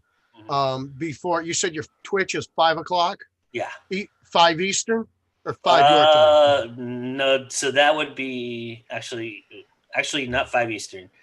It would be 7 Eastern. So, or 8 Eastern, 5:00 my time. Sorry. Oh, okay. Well, that's even better. It gives me more time.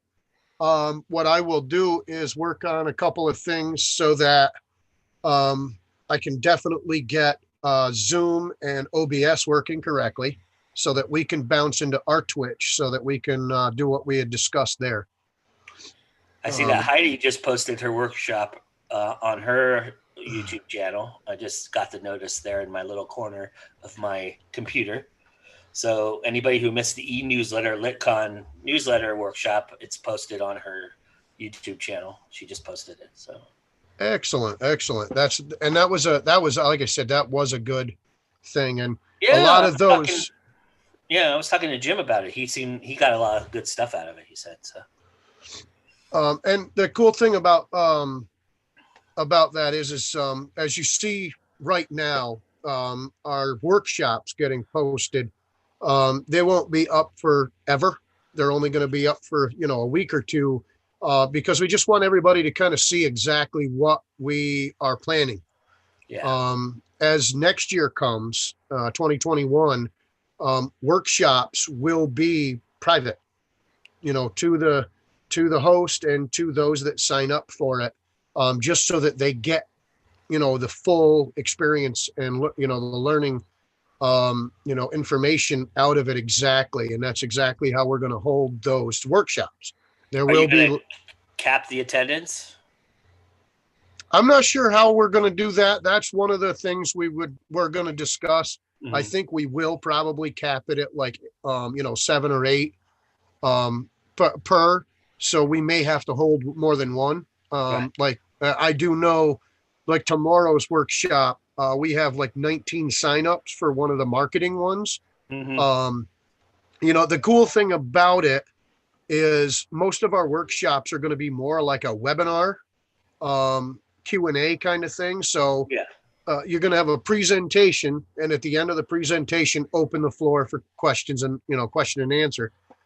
So we could set it up so that it doesn't have to have a cap. Because because of how we're holding it, running it more like a panel, like, some of our panels are where you have 4 or 5 authors on. It's easier to cap the panels at 4 or 5, just because if you got too many on, you got too much going on.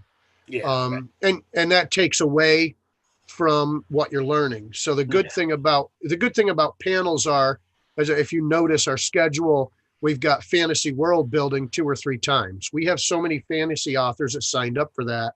They had to split it up into a couple of days. And that's one of the biggest reasons we do 3 days, is so that we can make sure that we try to get all the authors together, at some point in time. And the panels, they will always be available. Even if you miss a panel, the panel you can go back and watch on Facebook. We'll be quiet. The panels you can be able to watch on Facebook, on our YouTube channel, stuff like that. They'll be available at all times and also available on our website in the future. For those that are, the things. LitCon Lounge will be probably starting tomorrow. Joe and I are going to work it all out so that we record some of LitCon Lounge throughout the weekend. For today, because of all the situation, I said, I'll wait on the record thing. That way we can do some, some of the, some best of kind of stuff. Yeah, absolutely. So we can, hit record, if we find some really good interaction going on with some of the other, some of the fellow authors, we can clip out snippets of it, put it all into, one good video and say, hey, here's LitCon Lounge for the whole weekend, broke down into like an hour and a half kind of thing. And there'll be a lot more going on at the larger LitCon, like the character wars, the cover wars, those kind of things that you're not doing this weekend, because Right. This is just a test patterning the video aspect of what you're trying to do. But for the most part, those engagement opportunities will be part of your experience as well. Oh, absolutely. When March comes and, and our future cons come, we're going to learn so much from doing this aspect of it so that we can fix the video issues and make sure everything is all on, one setup, and everything is all set to what hour needs to be what, so that nobody, goes over. We were very close. We were very close this year. I really think we only have maybe 2 or 3 panels tops that actually had overflow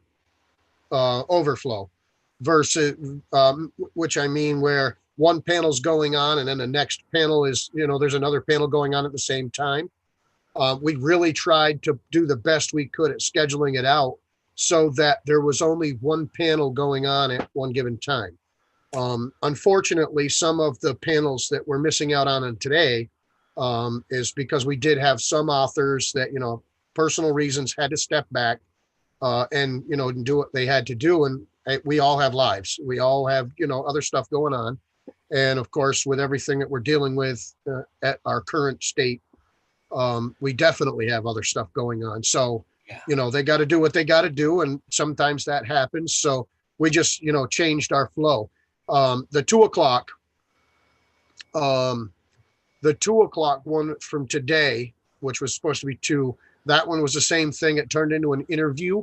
So if you want to check out those interviews, you can head over to our litcon.org site on the fantasy page. And we're working on the color of the font because there is some funky stuff going on over there. But if you do go over to the fantasy page on litcon.org under genres, there's a link there to get to world building interviews hosted by Phoebe Darkling.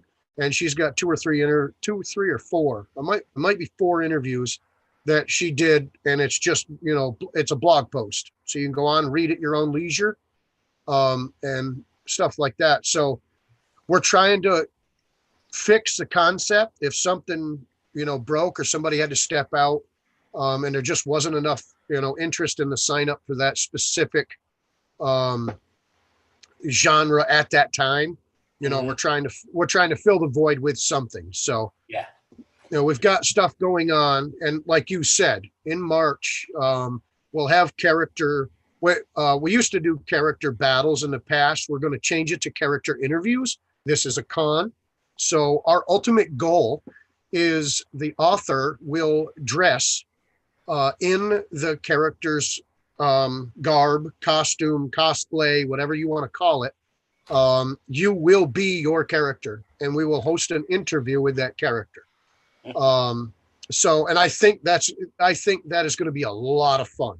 I really think that's going to become a lot of fun to do character interviews. So yes, and I think the readers that come on board in March will really enjoy that because they literally get to see the character from that book come alive for an hour.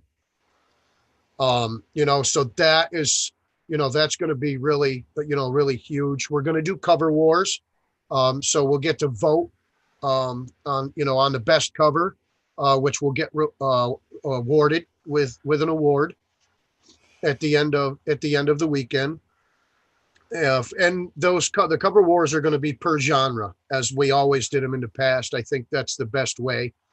We're going to make some rules and changes to it because in past years we've had authors submit a cover to multiple genres.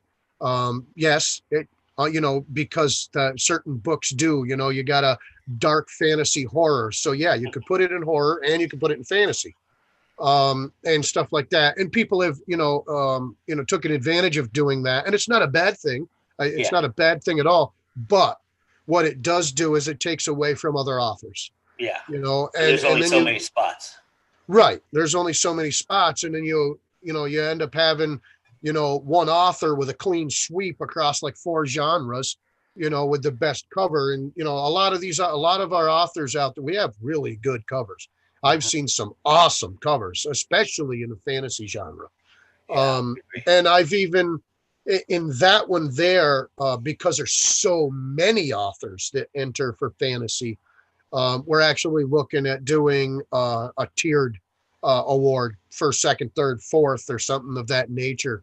Only because there's so many authors, to pick out of, years past.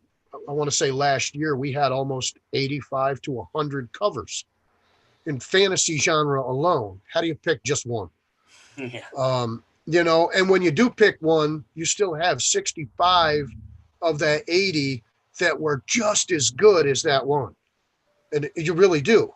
So I think we're going to do something of that nature where we get, some sort of a tiered thing going on, especially with the bigger genres. Yeah. And then with the other genres, the smaller ones like historical fiction and romance, and some of the other ones that are just a hair smaller, that aren't as large, that don't get as many submissions. Them ones that would just have, we'll declare one winner. I might have a suggestion for you on that. I'll get with you in a private chat and let you know what I think. But I might have a suggestion on how you can make that work. But that would be great. And this goes out for everybody. When I created LitCon, yes, I am in charge. Yes, I am the guy that's, I'm at the helm of the train and I'm pushing the buttons and, doing all this. But LitCon only becomes successful if every single one of you put in your part. And so I want you to engage, and I want you to know that I'm approachable. If you come up with an idea, don't think that we'd never do it. Bring the idea forth to me. We'll see what we can do. If it's something that isn't possible, then obviously, we just couldn't make it possible. But if there is a way that we can make something possible, or if there's something we see somebody that is really pushing forward to try to help, come on as a volunteer, offer it up. I got this really good idea for LitCon 2021. Maybe I can be the host and run the helm for it. Okay. You already know how to do that sort of thing, so I'll let you do it. And it really makes it good, and it goes like with the workshops. That's what we're doing.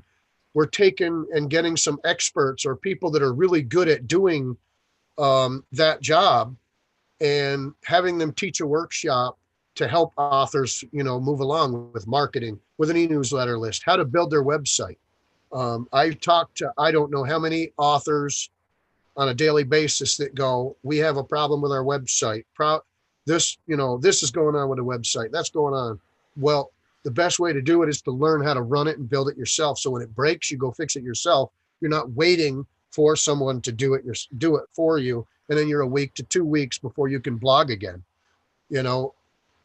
I have taught myself how to do it, and I'm pretty good at it enough where I know I can teach others to do it as well. So I'm not an expert by no means. There's a lot more I could learn. And eventually I will, but at the same time, I have enough information that I can get you up and running, and I can also make sure that you can maintain it as well. And Heidi comes on and is coming on to do the e-newsletter thing. I want to find graphic artists that can teach a graphic arts book cover course. That can, there are some really awesome tools out there to make your own cover that can be competitive with, some of these other authors out there. Myself personally, I've always been a pioneer in this for the last decade. I have been a pioneer in becoming an author because I don't have the money, and it's not, I really don't. I live very low. We are about 1.5 income coming in. My wife is a part-time worker. I'm a full-time worker. Every one of us have bills. We all, and everybody does. I get that. But the amount of money I make per year doesn't allow me to set money aside to pay 500 for a book cover, 500 for an editor, 700 for this. I just can't afford that. So I taught myself how to do it myself. Do I need to learn more? Yes, I do. I want to learn how to be able to do the book covers, the fantasy ones that have 7, 8 layers, to make them really competitive and really, really nice so that I can offer that to other authors and I can do that for them at a better, at a cheaper cost. Because what I see a lot of people out there doing is charging a large amount of money for something. And yes, sometimes it's worth it. But at the same time, people can't always afford that or, up front. I cannot afford to pay an editor $500 up front to edit for line edits. I just can't do it. Yeah. And so I want to be able to offer those sorts of things and help others do it and come up with other ways, payment plans, something. And so that's what LitCon is all about, to find those people and to learn and get those people that are good at something to come on and teach a course on it. So I'm always open for new stuff coming on board, and it's going to grow, and it's going to grow bigger than I or the 5 or 6 people that have helped every day over the past 5 months build this thing. So we're going to need more staff. We're going to need people to come on and help, volunteer. And, a lot of people want to make this, something looking like it's a paid job or something. LitCon, for me personally, and for everybody that helps out with it, to me, it will never be a paid job. Every bit of money that we pull in any way, shape, or form will be dedicated to making the program work better, making the workshops better, making the video production better, making the website better, making the experience better. I'm not looking to make money off of LitCon. I'm not, I've paid out of pocket to, get certain things for LitCon. I don't have a problem with that. I did it because this is what I love doing. And that's what it's all about. So, but we're going to need volunteers to step up and say, hey, I'll run this for you. Let me help you with that. I'll run this. I can help you with this. But we want those relationships, and we want those friendships, and we want to meet new people and have everybody come on board and do so. And that's the only way we are going to succeed. If we work together, we're going to succeed a lot more than we do if we try, Lone Ranger, Lone Ranger and Tonto, they're still out there. Still doing their thing, but, at the same time, none of us are J.K. Rowling and J.R. Tolkien and all those people either.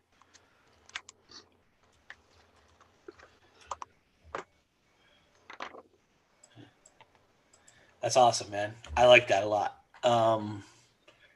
And I sent you my idea for the cover wars. Yeah, we can chat as the time goes by, and I might have some things I can contribute as well. So, and I would be honored if you considered that. But anyway, can nobody hear me? Yes, no, I'm reading. I'm sorry. I was worried that I was just talking to the thin air for a second there. No, I was reading your idea. I like your idea. We can actually, we will talk about that. Anyway, just that's awesome. I think this is an opportunity for people who need a con, need some place to come and Richard's very open about all that stuff. So check it out, everybody. I think that's pretty. I think that's always been the magic of doing it online too. Is that so much you can do that. Yeah. You're not running yourself ragged trying to get from one hall to the other to try and make a 2:30 panel that you just got out of a late of the previous panel because you planned your day around all of these panels being on time and none of them are. And so, that's going to happen online too. But the great thing about online is there's perpetuity behind online where you can, if you miss the panel, it's okay because you can go back and watch it later or at your leisure. Maybe when you're winding down for the evening, you can put on the panel and watch it, kind of thing or something. But that's always the cool thing about that in terms of the online aspect of it. And I appreciate that for sure. But, Oh yeah. I mean, I've noticed, like earlier, I had to go ahead and, jump out of LitCon Lounge and jump into the e-newsletter panel because I had signed up for it. It was a matter of a click of a button. And, what was, really helpful is, how Zoom works now with, the changes that Zoom has made, being able to do the extra host thing and sliding it over. We stayed live the whole time. And me being the manager of the account, you were hosting and I was in a complete different Zoom call. Yeah. So, it makes it really, really good to be able to do that. Not only that, if I was starting to bore of you, Richard, I could grab Daryl and we could go to a different room and hang out in the same Zoom call. not that I would ever bore of you, sir, but I'm just saying, if Daryl pings me and says, let's go to a different room, Oh, no, that can wait till we have our interview later, Joe. Yeah, okay. Sounds good. That's not for a couple weeks, though. You'll get real sick of me. Not a problem. I don't get sick of anybody. It's all right. Well, that's not true, but yeah.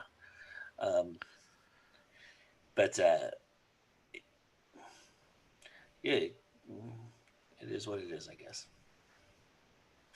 I'm trying to. That's why I got to go to all files. I'm trying to share something on Instagram so that people can see, that we're live. It's really hard without being able to share a link in a post. That's the hard part.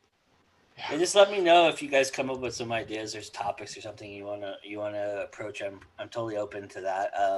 Totally open to hosting an actual thing that we're gonna record to or whatever. It is what it is. But I'm totally down for that. I have to jump out for about half an hour just to eat. Yeah, go for it. Yeah, I'll be back unless there's something else going on.